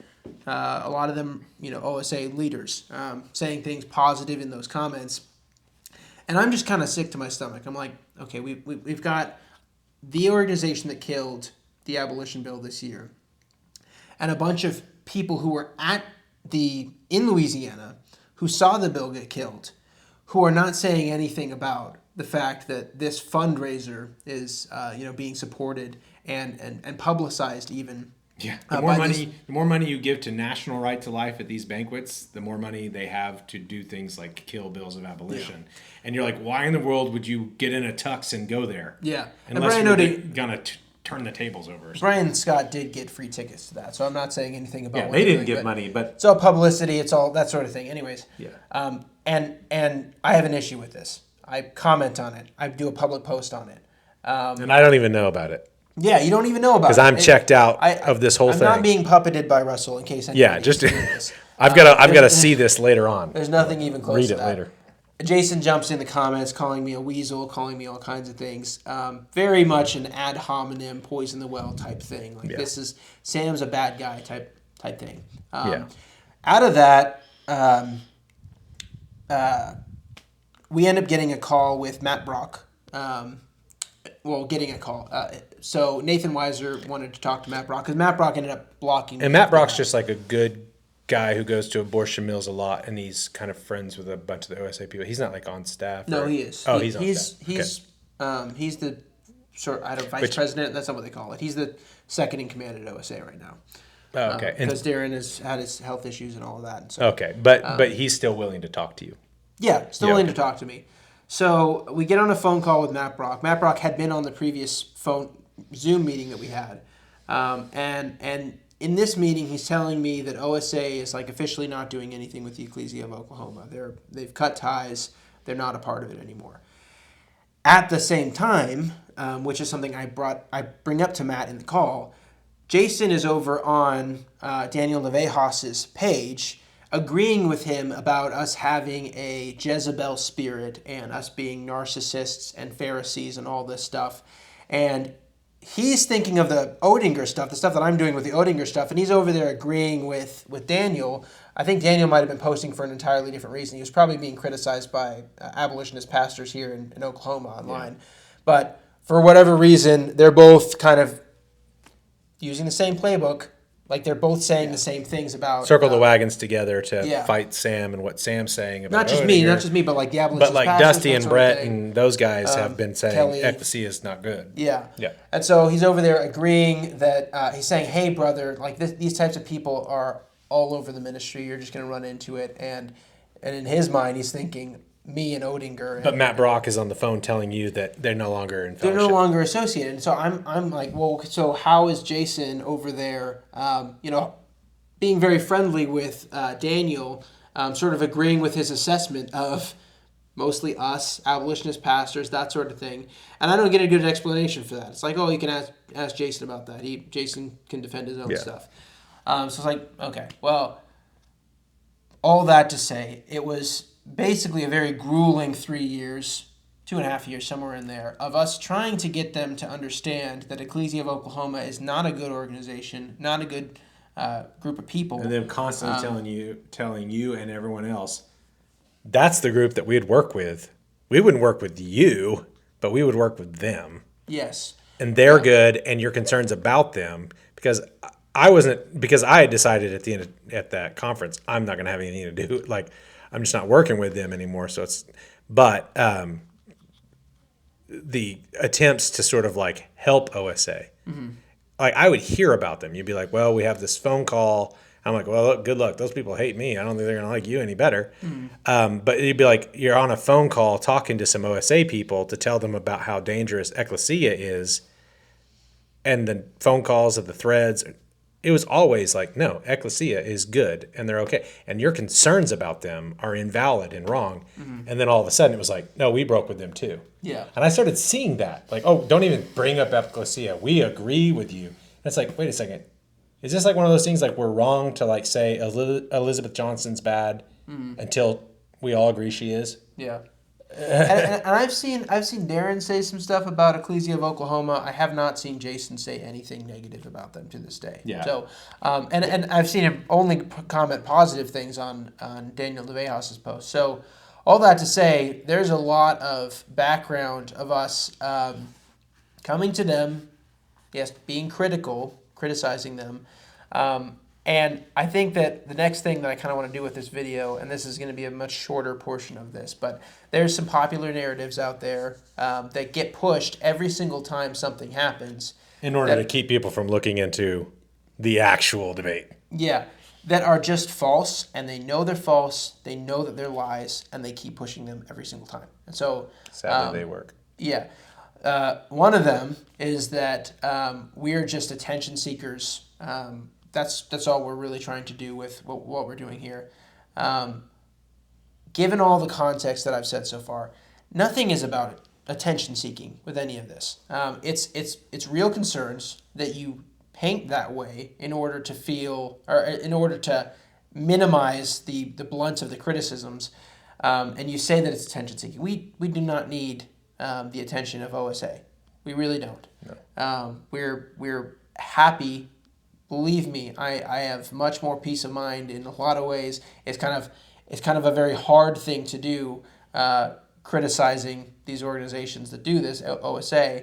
The easy thing is to go and to build our platforms and to get a big YouTube account and to get a big TikTok and all those things. We're happy to do those things, and to spread the abolitionist message that way, spread the gospel that way. I don't enjoy spending my time dealing with OSA's crazy stuff. And they do make it this firestorm every single time it happens. And I can criticize Abby Johnson, I can criticize Live Action, I can criticize all these other people. There's never any kind of this big blow-up type thing. But whenever OSA gets criticized, it's like all hands on deck. Let's completely... burn down the critic. Burn down the critic type thing, yeah. And... the other narrative, and Russell, maybe you can confirm. Before you go off on that, because you say that, and I'm like, I haven't really heard that. The whole, because I really am not. I've now got too many little children to like when I get home from work to spend a lot of time. But like when you said you're just doing this for attention.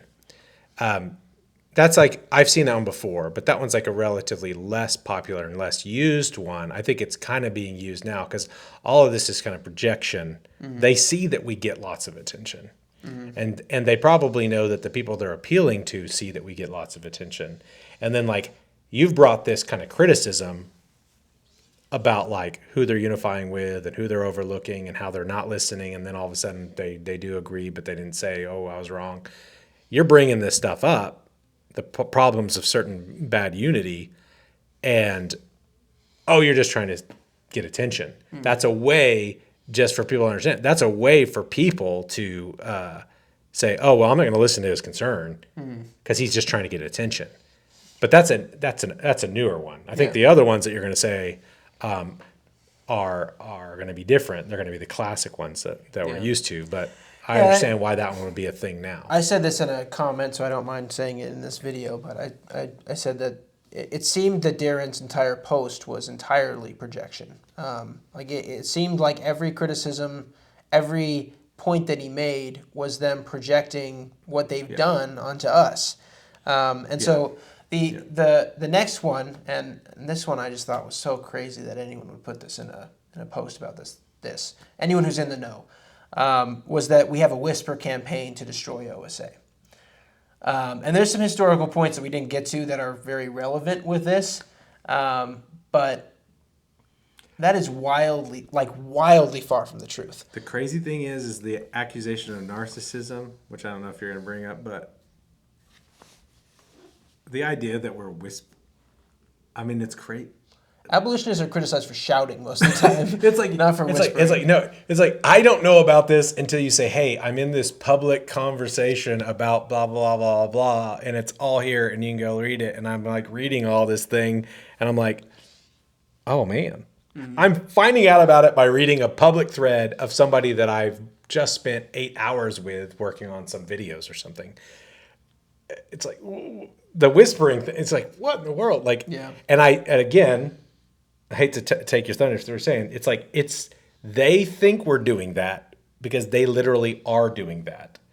And I know that they've been doing, like you said, it goes all the way back. Like the amount of people that I've talked to over the last 8 years that say, hey man, I heard this about you. I heard this about you. These leaders won't work with you because of this. Yeah. And you're not like how I thought you were. Blah, blah, blah, blah, we have people. It's because of extensive whispering campaigns on their site. So that's why they think that we're doing it. It's like, oh, no, we're not. We have people coming to us 2 conferences back even just saying, hey, OSA planned their meeting at the same time as you intentionally. And told me not to come to yours. And they told me not to come to your event. It wasn't public. It was whispered, I guess. We don't do that kind of thing. We don't get up on stages and give these vague accusations where they're clear enough so that people know who you're talking about if you're in the know, but they're never naming you by name. But that's every OSA conference I've ever witnessed. It's always T. Russell Hunter, or not saying T. Russell Hunter, but the guy who makes T-shirts and knows history. I'm going to appoint these people to be leaders of OSA because sure, there's other people out there they're talented and they can draw well and tell you all sorts of interesting things about history. But these men love their families. And they're churchmen. And you're just so who's that guy talking about? So if you can look, all of the video is available of our entire conference. Show me a time where we've ever made those kinds of statements, vaguely, throwing accusations, throwing shade on OSA. We don't do that. But they think we do. No, we don't even think we do that because if they watch everything that we do at our conferences, we don't do that to them. I know, but I think that they think that we do because they do. Yeah. And they think that we must be them. Yeah. That's textbook projection. So it's not a whisper campaign at all on our end. If anything, I think they're unhappy that we make our criticisms known publicly. Yeah. So saying that it's a whisper campaign is just the opposite. That is not true at all. They've tried to get people to not go to our events before. They've told people not to associate with Russell. They've tried to pull out of different speaking engagements if Russell's going to be on the stage. This is a persistent thing with OSA where they will try to do everything they can to keep Russell out of certain things, keep Free the States out of certain things, keep our logo off of stuff. This is not a us thing to them. This is something that they do. And I'm totally happy to oblige. Yeah. Yeah. Yes. Since 2020. Yeah. One of the common ones that always comes up is we're quibbling over words. You didn't use the word abolitionist enough. And this comes up to current events, really. You have Live Action who's up on stage, Jason's up on stage with Live Action, and first of all, he's on their stage. Secondly, he's saying that there's, 13 states have banned abortion. And after that, I didn't know this when I first watched the video. The Live Action clipped that out. But after that, he clarifies and says women can still get abortions with impunity. In the states where it's been banned. Yeah. And so my issue, of course, with that is that it gives over the definition of ban. And in the context of a rally in front of the DHS committee where they're going against the chemical abortions, all of the signs that everyone is holding, including Jason's sign, is going after chemical abortion pills. When you hear women can still kill their babies with immunity, in that context, you still think he's going after the pills. I think that the statement that Jason gives at that stage, at that time, is well crafted to not offend anybody. At this point, Lila Rose will say women should be punished. But what do you call somebody who says one thing and does another? Yeah, because the big legislative, just to catch people who don't know the whole thing here, just a little background on the live action thing. So a House resolution has been put forward by Representative Todd Lanborn, and it essentially says that we believe that preborn human beings are persons under the constitutional protections of the 14th Amendment at the moment of conception and therefore shouldn't be aborted. But no state in the United States of America shall be able to criminally prosecute any mother who has a child aborted. And that resolution has its origin in the writing and the thinking and strategy of Josh Craddock of Live Action and the support of Lila Rose. But whenever it was submitted to them, say, hey, let's get a bill, and they want to call it equal protection, and their Live Action is seeking to have unity with the abolitionist movement, who has supported bills of equal protection, and the equal protection resolution, which they want to be the new sort of guiding, unified thing of the pro-life movement. North Star. The Live Action has put this forward.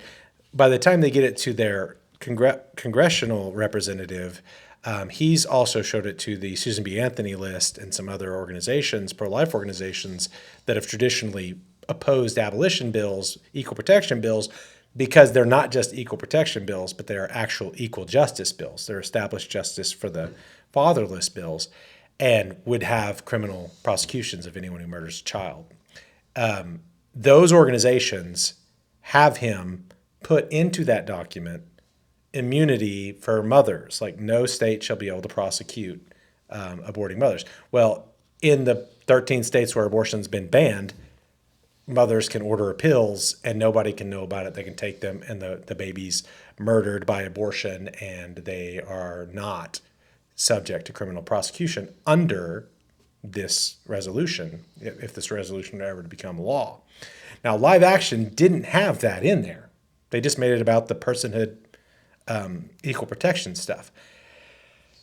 But whenever Lanborn and SBA List said, we need to have this in there, and they sent it back to Live Action, even if Live Action, just so you understand what Sam's saying, even if Live Action, Lila Rose and Josh Craddock and whoever else there says, we're not for that, they're like, we're still for this thing, even though you've just put into it this thing that basically deflates it, kills it, and we disagree with, but it's kind of our thing. And Representative Lanborn called it the new North Star for the pro-life movement in his press release. And so then Live Action is faced with a choice, an opportunity, just like we were faced with Senate Bill 1118 back in 2016 in Oklahoma. We've got this righteous thing that we want to do, that we want the legislator to carry, and it's come back to us with a suggested include this exception for the life and health of the mother. Well, this thing that Live Action has put forward and given to them has come back to them with this just destroying principle of immunity for mothers who elect to abort their babies, acquitting the guilty. And Live Action doesn't say, hey, you know what, here's the deal. You file it with this language in it, we will oppose it. They don't say that. They say, well, we disagree with that, but we're still going to support it. Not only are we They going put to out support it, multiple videos and press releases and supporting they use their massive news organization saying that it's the new North Star. it's the new North Star. So they have big old rallies with the new North Star, and so Lila Rose, new North Star, all the pinks and blues and all the pro-life. This is the new thing, and no, they're not repeating the immunity part that they don't like, but they're not saying anything about it, right?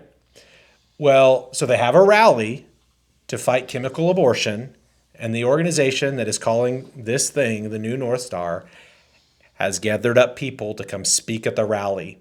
And one of the things that we know for certain that Live Action is trying to do is they're trying to get the abolitionist movement to join them in supporting what they're doing. And one of the ways they're doing that is they're calling it equal protection. They've got people that kind of come from abolitionist backgrounds and leanings working for them, primarily Josh Craddock, who I believe is the main writer of that resolution. And this is their big strategy. They're moving forward, and they're going to do it. Well, it got gutted, but they did not respond to it the way that we abolitionists responded to. They weren't uncompromising. They were not uncompromising. And so the willingness to support and promote and rally all pro-life people to support this thing, which has within it the one thing that has so clearly divided pro-lifers and abolitionists legislatively. Live Action then goes and writes a big piece, I think, in the New Republic, one of the journals that has a conservative leaning. It's signed by Lila Rose, Kristen Mercer Hawkins, Josh Craddock, and a host of other pro-life organizations who also signed the bill opposing the Louisiana bill to abolish abortion. Live Action didn't sign that one, though. Neither did No, I'm not. No, Yeah. Live Action didn't sign that bill, which we always Just to thought be was clear, cool. yeah. Mm-hmm. But organizations that signed the opposition to the Louisiana Abolition Act are now joining Live Action. So Kristen Hawkins and Lila Rose can sit together and support the new North Star of the pro-life movement and unify. And so you can have Kristen Hawkins, Lila Rose, and Jason Storms all together rallying. And if they don't say the hard thing, so Kristen Hawkins opposes criminalization of abortion if it means equal justice for preborn children, which would require civil legal punishments for mothers who elect to abort their babies.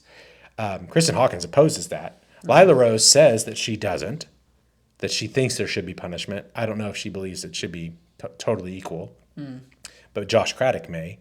And then Jason Storms thinks there should be punishment and agrees with the abolitionist.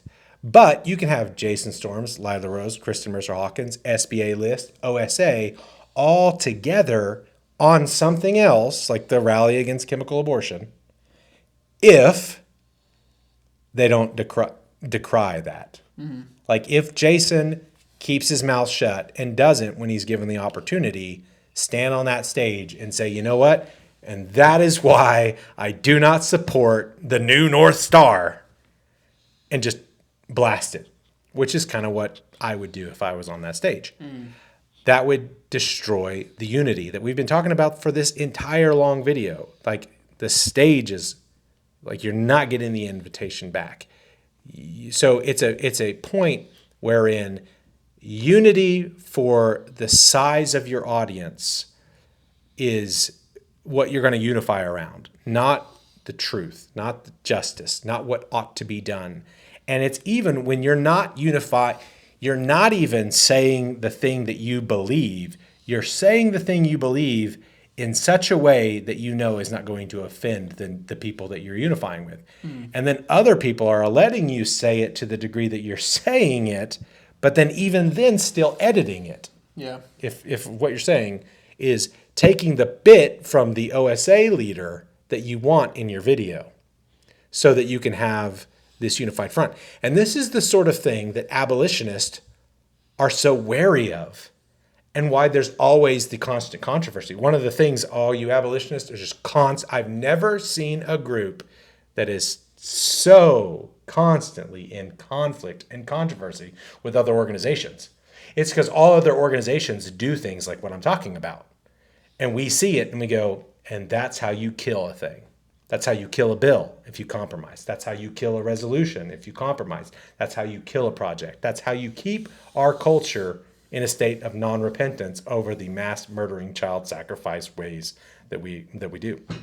So that's the context of what's going on there. And so when you go back to like Jason Storms is at this chemical abortion rally thing speaking, and I don't even know about it, but you know about it and you see it. And it's just one more instance of like Brian Ottinger putting on a tux and celebrating life with the pro-lifers. And live action people working with, so now you have an upcoming event with OSA. And of course, on the stage OSA, you've got pro-life incrementalist, regulationist, you've got abolitionist type people, you've got smashmouth incrementalists, all together being unified on a stage. Enter Sam and other people like Sam saying, hey, this is not good for the same reasons that we've always been saying it's not good. Yeah. So, and because you bring up those things, which go back forever and ever and ever. Yeah. You're, what was it? Narcissist, mean-spirited, don't have the fruit of the spirit in my life and all that. Well, we don't. So Abolitionist Rising, no one who works here. Oh, yeah. Well, all your bad ways are just because I've made you do them. Yeah. So I would just challenge anybody listening to this to just rewind the tape, find the instances where we're being mean-spirited and insulting and doing all these things, because we're not. You can. I think we're going on 2 hours here now. You can go and look back on all the things we've said here. Nothing here is mean-spirited. Nothing here is like unbrotherly. And I would just challenge you to say a lot of the people who are criticizing us right now are mean-spirited. They're saying nasty things. They're insulting. They're going down and trying to get you to, trying to get us to sort of like roll in the mud with them. And that's not what we've been doing. I'm not out here calling Jason a narcissist or a mean-spirited guy or any of those kinds of things. We think there's actual substance that gets distracted from at these times. Yeah, it's the whole point of bringing those things up. The desire is, if you call you a narcissist, a mean spirit, why is anyone who's sort of looking from the side going to look into what you're saying and think deeply about it? Yeah. Because the whole thing's suspect because you're... Yeah, and your assessment of me is like, maybe I'm just like a hot-headed, cage-stagey abolitionist, and that's, I think, true to, a certain extent. I could certainly go about the things that I do better. I'm not saying that I'm faultless on that by any stretch of the imagination. I've had to do some repenting on that front, and so I'm not saying I'm perfect or anything here. I would fully admit that, and I know that I can sometimes be bad on that front, and but I would just say that if you compare the way that me and Russell engage people on the street, the way that if you watch any of our videos on YouTube, the way that we deal with unbelievers, people who hate us, is with a lot more patience and a lot more grace, and we do that very, I would say, well. It's these kinds of things that actually get me more like pretty worked up and mad about, because these are people who are supposed to be in the household of God, who are supposed to know better, and I find them on a lot of occasions inviting in wolves to devour the sheep and that sort of thing. And when you point out a wolf, I point out a wolf, and I get sort of ignored and just chalked up as this mean-spirited evil guy or whatever. And I truly think that if we're caring about the people who are involved in like the cult of Ekklesia and that sort of thing, we would not be partnering with them. We would be calling them to repentance and getting them out of there. And that has been what has been happening with people at Ekklesia of Oklahoma. So I'm very glad to see that. And that is my heart for it. It's not that I want to torch Darren Stitt or Jason Storms and just burn down OSA or anything like that. I think that there needs to be a much greater concern for the gospel and for truth. And we need to keep that as the paramount thing in our minds, and I've just seen it for so many years at this point, where I've worked for 2 different organizations where they're headed up by Protestants, where Catholics are just allowed free reign to evangelize these young, impressionable Protestant kids, And I always found it very disturbing and very disgusting. And they sort of just shirked it off as not really their responsibility. Like the people in their circle need to, evangelize and then that sort of thing. We have a greater responsibility.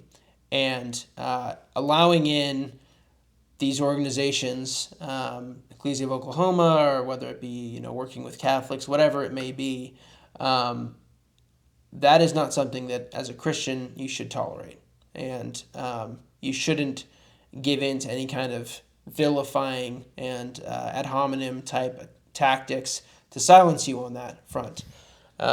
So, long video, I know. For those who could have are been stuck way with longer. Yeah, Just imagine. could have been way longer. I mean, I got a headache. I'm hungry. Yeah, we did this right before eating. But like, I think that the reason I say it could be longer, not just to make it longer. It could be much longer. But if there's like any particular instance where you're like, oh, you know what? I see how that would be something worth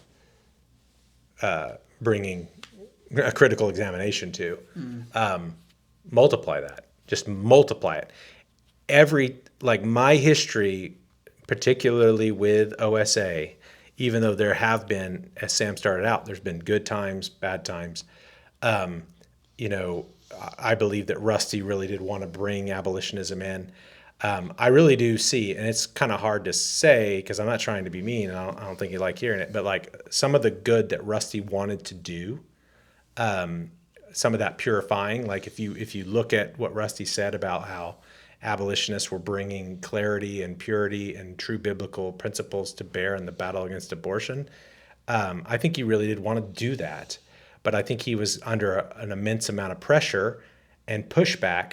And one of the narratives that's developed over time is that he was sort of tolerating me and trying to help me, but like all this controversy eventually was just kind of like, I can't do it. Like Rusty would call me all the time and be like, hey, you troubler of Israel. And as a good thing, like I'm the troubler of Israel, and like you're doing this thing and you're ruffling these feathers, but it's good. And he would talk about it, and even in various controversies, just like early on and sort of waning over time, he was always like, you know what, you're actually right, but people need to be purified and all this kind of stuff. And so like OSA sort of no longer putting Catholics on stage or in the leadership team, and no longer supporting incrementalism and regulation, like being willing. Like one of the things that I jumped into one of the debates that was happening in one of the threads, like I think on a Signal chat, and just said, hey, I said, this is typical OSA. Like OSA will like make a pledge in 2019 to not support any politician who doesn't treat abortion as murder. And then like break that pledge and say, well, you can vote for and support whoever you want, because Marxism's bad. And so I was just kind of like, I just saw a conversation that's probably started by you because of something you did or whatever. Not blaming you. That's because Darren said that A.J. Hurley was a solid brother. Yeah. Okay. A.J. Hurley, who's a live action. Is he a live action? Yeah, he's a live action, just incrementalist. Like he's pretty through and through an incrementalist. And long been sort of an anti-abolition guy. We are bad for all these reasons. But so that thread that's happening, I'm like, okay, A.J. Hurley being on stage at an OSA event is a sort of thing that was stopping happening. Like under Rusty, it became more and more like the OSA events and stuff where like every single person speaking is like in line with abolitionism. You're not going to have, like you may have someone introducing something or someone hosting something that's an incrementalist, but you don't have people on stage that are outright pro-incrementalist, anti-abolitionist. You don't have people on stage who are like Catholic. Like that stuff, Rusty started moving that away. And I think we see that a lot of the stuff that Rusty was trying to do, and then eventually it was kind of like, I just can't do it. Yeah. And he turned it over to Jason and Darren. And Darren's like he's like a 5-point Calvinist, right? Pastor of a Calvinist, like Reformed Baptist type church.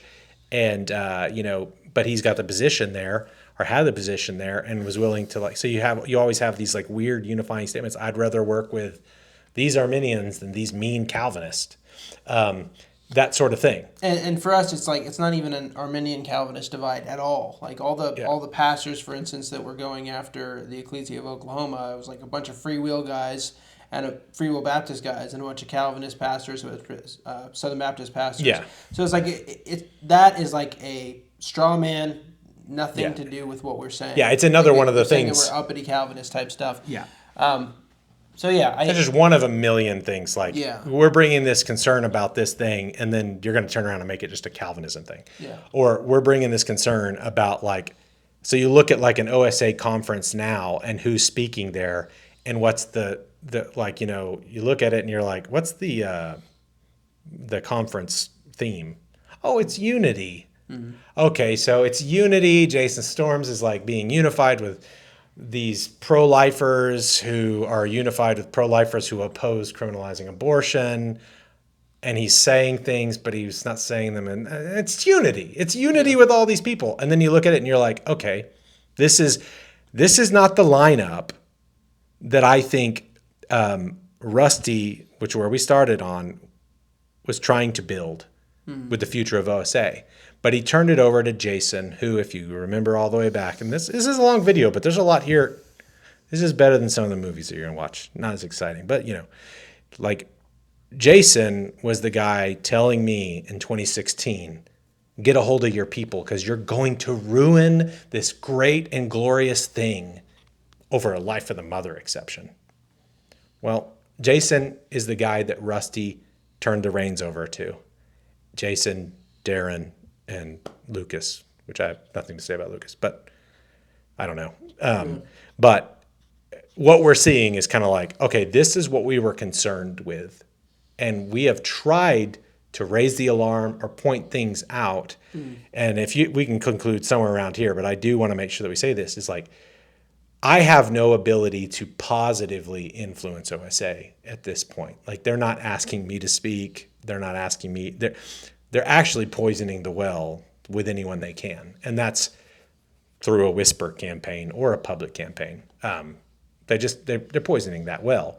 And so I don't have the ability to, you know, Jason's not going to listen to me if I call him up and try to like articulate a like, hey, here's what's wrong with them. You getting on that stage and they can clip you and use you in this way to give the appearance. And then this is the organization behind the new North Star. And I want to lay out like the strategic pitfalls of all this.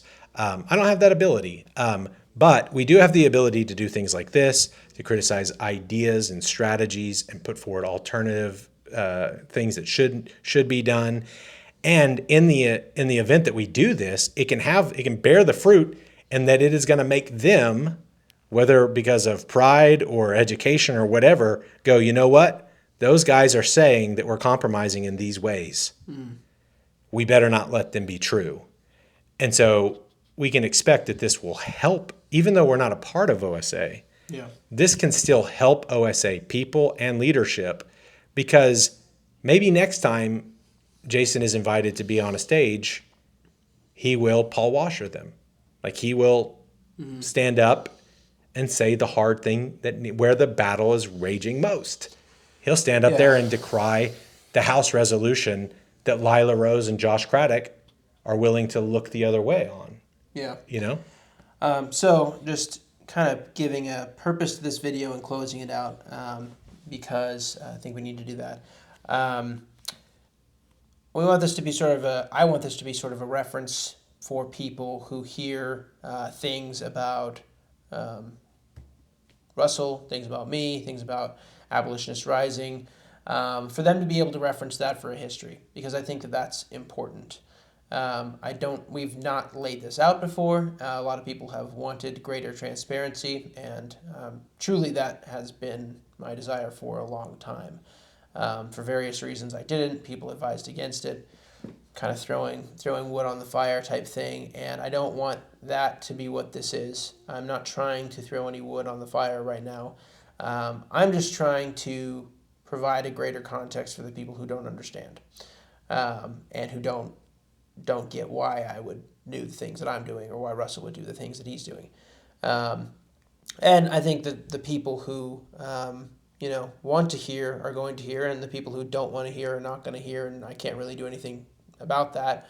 I'm not going to engage in fruitless debates on some of these things, just because I really feel like some of the people I've been engaging recently are just not doing so sincerely. It feels like people are just wanting to jump at everything that I'm saying and try to disprove it as hard as they possibly can. Disprove. They want you to be the mean narcissist, attention-seeking, yada yada, because that if you are that, then they don't have to listen to your argument. Yeah. And that's why I think it's engaging anyone who seems like they are unpersuadable. Yeah. Is a waste of time. So I'm going to try to stay out of all that. I do want this video to be out there for good meaning or well-meaning people who want to know more about this, because I think they deserve to know. Yeah, and it provides a certain amount for people who aren't even really engaged in it, but they kind of see from the side. It's like, why don't these groups get along? Yeah. I think they go, why don't these groups get along? And if they say that and it's in a thread that OSA is in, they can say, oh, we don't get along because these guys are really mean and they don't really have a point. They're just tribal. They like to quibble over words or whatever. Well, videos like this can sit out there and be referenced and seen and thought through, and then people can make up their minds based on like actual representation of the history or the conversation. Like the concern isn't we want to be mean. The concern is we want to be biblical, and true and just. Yeah, so thank you for sticking around through this whole thing. I hope that it is helpful, and appreciate y'all, and thanks.